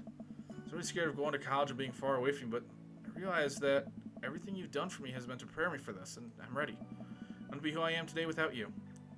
Don't cry. Don't cry. I swear to God, Goku, if you cry again, you're the best, Dad. I love you. And I'm crying. Anyway, that's enough emotional vulnerability for one day. Present time. Amanda hands me a tiny wrap package. Together wrapping off to find a framed picture of me and Amanda. It's us. Kind of shocking that all our photo albums are just pictures of me, huh? Figured we need at least one together before I leave. Amanda, thank you. Watching you grow up has been the happiest experience of my life. You're such a talented, intelligent young woman, and I'm so excited to see what the future holds for you. Knock 'em dead, kid. Always do. Amanda and I share a hug. This is only the beginning, Pops. Plenty more memories for us down the road. Memories to make and stuff to break, right? World's best dad. Screw all y'all. I'm the best. Oh, I'm going to break so much stuff, intentionally and unintentionally. You're probably going to have to pay for most of it. It would be my honor. Amanda hops up. Looks like someone's been waiting to talk to you. Glance over to the back of the yard where Brian is sitting on a bench beneath our cherry blossom tree. He smiles at me. I'll leave you to it. Me and the Emmas are going to go get ice cream. Wait, she made up with the Emmas? When the fuck did that happen? Girl, you have to tell me these things. I was invested. Oh, God, kids.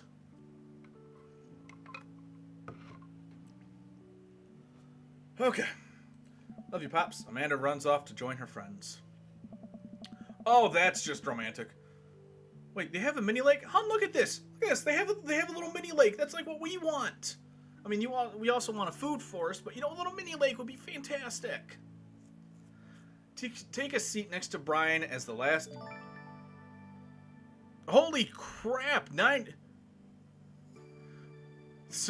Sylvester Stone Candor with the raid of 9. Thank you so much. Holy crap! And Shell Shock Prime with the host as well. Oh my God, you guys! Thank you so much. Welcome. I'm actually doing. Yeah, it looks like I'm actually at the end of this. Well, you know what, Shell Shock, thank you very much. MMG Mike, good to see you too, man. Well, welcome. I'm a variety streamer, Bubs491. I stream a bunch of different things. I currently do a bunch of randomizers, and I'm currently doing a event I have titled Maydate, where I play a bunch of dating sims at the request of my chat. I've got a few, finishing up Dream Daddy. Looks like I'm finishing it up tonight, honestly. Like, I really feel like I'm right at the end.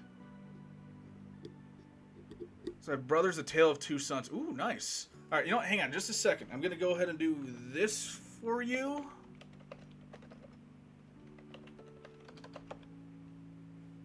There we go. Or, whoa, did that not go? That was not right. I did not spell that right, did I? I missed the L. Shit. Oh my god.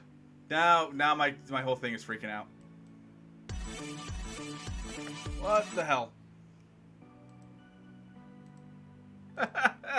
My bad there. There we go. There's the actual shout out. Jesus, that was bad. Sorry about that. Anyway, so yeah, feel free, stick around. I hope you guys enjoyed. Thanks so much for the raid. Now, take a seat next to Brian as the last pro streamer. My ass. I stumble. Take a seat next to Brian as the last guest makes their way out of the party. Nice job. I couldn't have thrown a better party myself. I smile. So are we doing like opposite competition now? Yeah, we're just gonna compliment each other relentlessly. But you could do more push-ups than me. I bet you're better with computers than I am. I bet you could trim a tree faster than I could. I bet you could de-ice a sidewalk more thoroughly than me. Yes, like as soon as I was actually gonna start out by making myself, because like they actually had a build that matches me pretty well. Then I saw the hair and I was like, nope, I can't. I have to do it. Which, if you guys actually want to see that, I do actually have a YouTube channel where I upload all of my streams. And this game will be uploaded, the first part will be uploaded tomorrow. I like this a lot better. Brian blushes. I nestle myself into the soft swing between Brian's shoulder and chest. No matter how many times he washes that shirt, I bet he'll never get the smell of campfire out of it. Not that I mind. Got a long summer coming. Interested in some fishing trips with me, Daisy, and Amanda? As long as you'll save me again if I fall into the water, I'd be happy to. Gotta sneak in as much father and daughter time as possible before Amanda heads out. Also, be careful. She's probably gonna try to steal your dog and take him with her to college. I also get the feeling that Daisy might try to stow away in her suitcase, so watch out for that. Sunset casts a pink glow over everything. Quiet calm seems to descend upon my backyard. It reminds me of the lake. I'm glad we're not rivals anymore. Look, I started out with accidental flirting, but then I was just like, once I met all of the dads, I went to Brian and I just turned it up all the way to 11. And you know what? I don't regret a bit of it. Me too, although I don't think I've ever been more productive than I was when I was trying to one-up you. Maybe a little friendly competition is what we both needed. I sigh and nuzzle against Brian a bit harder. I am the cuddle champion. We'll see about that. I'm sorry, Goku, but like Brian is big and fluffy. He's gonna be the far better cuddle champion. That's what I thought. I knew I was near the end. Oh my god. So that was Dream Daddy. That was the end of Dream Daddy of my run with Brian. This was this was something. This was absolutely something. So Barry did the voice for Brian. Oh my god. Oh, holy shit. This is one of the most ridiculous things I've ever done, but I can guarantee next weekend I'm gonna top it because I'm playing Hatoful Boyfriend, the pigeon dating simulator. And if I finish that, I am going to be getting Asagao Academy next. So it kind of really feels like, wait, there was a penguin minigame and I missed that? Oh. So yeah, those will be my streams next weekend. Like if it stays as short as this was, I'll definitely get through it in a weekend and I'll be able to go to Asagao Academy. I know Asagao Academy has a lot more oomph to it. Like there's more to it because there's so many. You have all of normal boots and you have all of hidden block that you can, or most of hidden block you can hit. Is Kid Icarus dateable in Asagao Academy? If he is, I might need to go for him. Either way. So, yeah, this is, like I said, this is the event. This is May date. And it is ridiculous. Okay, he is? Alright, I might need to go for him. Because I've seen Pro Jared's story. Because I actually watched him and his ex-wife play it on his channel forever ago. And I know what Gerard, the completionist story is. Because I watched his completionist episode on it. Well, it happened by accident that I created Maydate. Oh, okay. Yeah, it happened by accident because a bunch of my viewers, one of them, Foxy Rainbows, he's one of my oldest followers. He's been asking me to play this game since the beginning, almost like a year and a half ago. Oh my god, that's adorable. But he asked me to play this, and, you know, I had a bunch of other friends tell me I should give these a try. So, this was at, like, the end of March. I don't believe anyone has. But yeah, it was at the end of March, and I was like, you know what? I missed February, which would have been perfect for dating sims, but I was like, you know what? We'll do it in May, all right? I'll give myself plenty of time to figure out what games I want to play and whatnot. And I realized, like, you know what? No, I need a clever-ass name. So I realized I can call it Maydate. Like Mayday, because, dear God, I am not one for dating sims at all, but this was fantastic. I can't say I hate pet every dog. I like that advice. May still is... Oh my god, that is such a... That is me. That is actually what I would look like if I had hair. 100%. I'm just not a fisher. May is a loving month. And you want to know why it's a loving month? At least for me, personally. So... And I hope to God she's actually still in the chat here. May is one of the most important months in my life for one very simple reason. I met my wife in April of 2015. Or, no, 2014. My mistake. Yeah, I knew that didn't sound right coming out. 2014. And we've always considered our official dating anniversary to be May 6th. Dear God, I hope I'm right about that, and she will throw shade at me. And, yeah, it's become a tradition for her and I that we get cheesecake and watch the newest Marvel movie that came out. Unfortunately, we were unable to do that last year, and it doesn't look like we're going to be able to do it this year. But, yeah, May has become one of the most important months in my life because it's the month that... Thank you for the bits. I appreciate it. But it became the month where it became real for me, where I really realized I truly do love this woman. She puts up with so much from me. She really does. And I don't deserve it. I don't deserve her by any means, but you know what? I'm extremely happy that I'm with her. She makes me happy every single day of my life. And I bet you any money, because there she is right there, spot shine. I bet you any money I am making her extremely flustered right now while she's sitting out on the couch with our dog. Because it is very easy to do, and you know what? I'm going to compliment her as much as I possibly can, because that woman means everything to me. And it makes it even better that I'm able to do a dating sim thing in May. And this was so much fun that I don't care if these end up becoming some of my worst streams. I'm going to do Maydate every single year, I think. As long as I can find games to play, I will do Maydate. Even if I play the same game again and just go for a different run, because I could see myself playing this again and just maybe not go for Brian, maybe go for Matt or Craig. Those two for sure.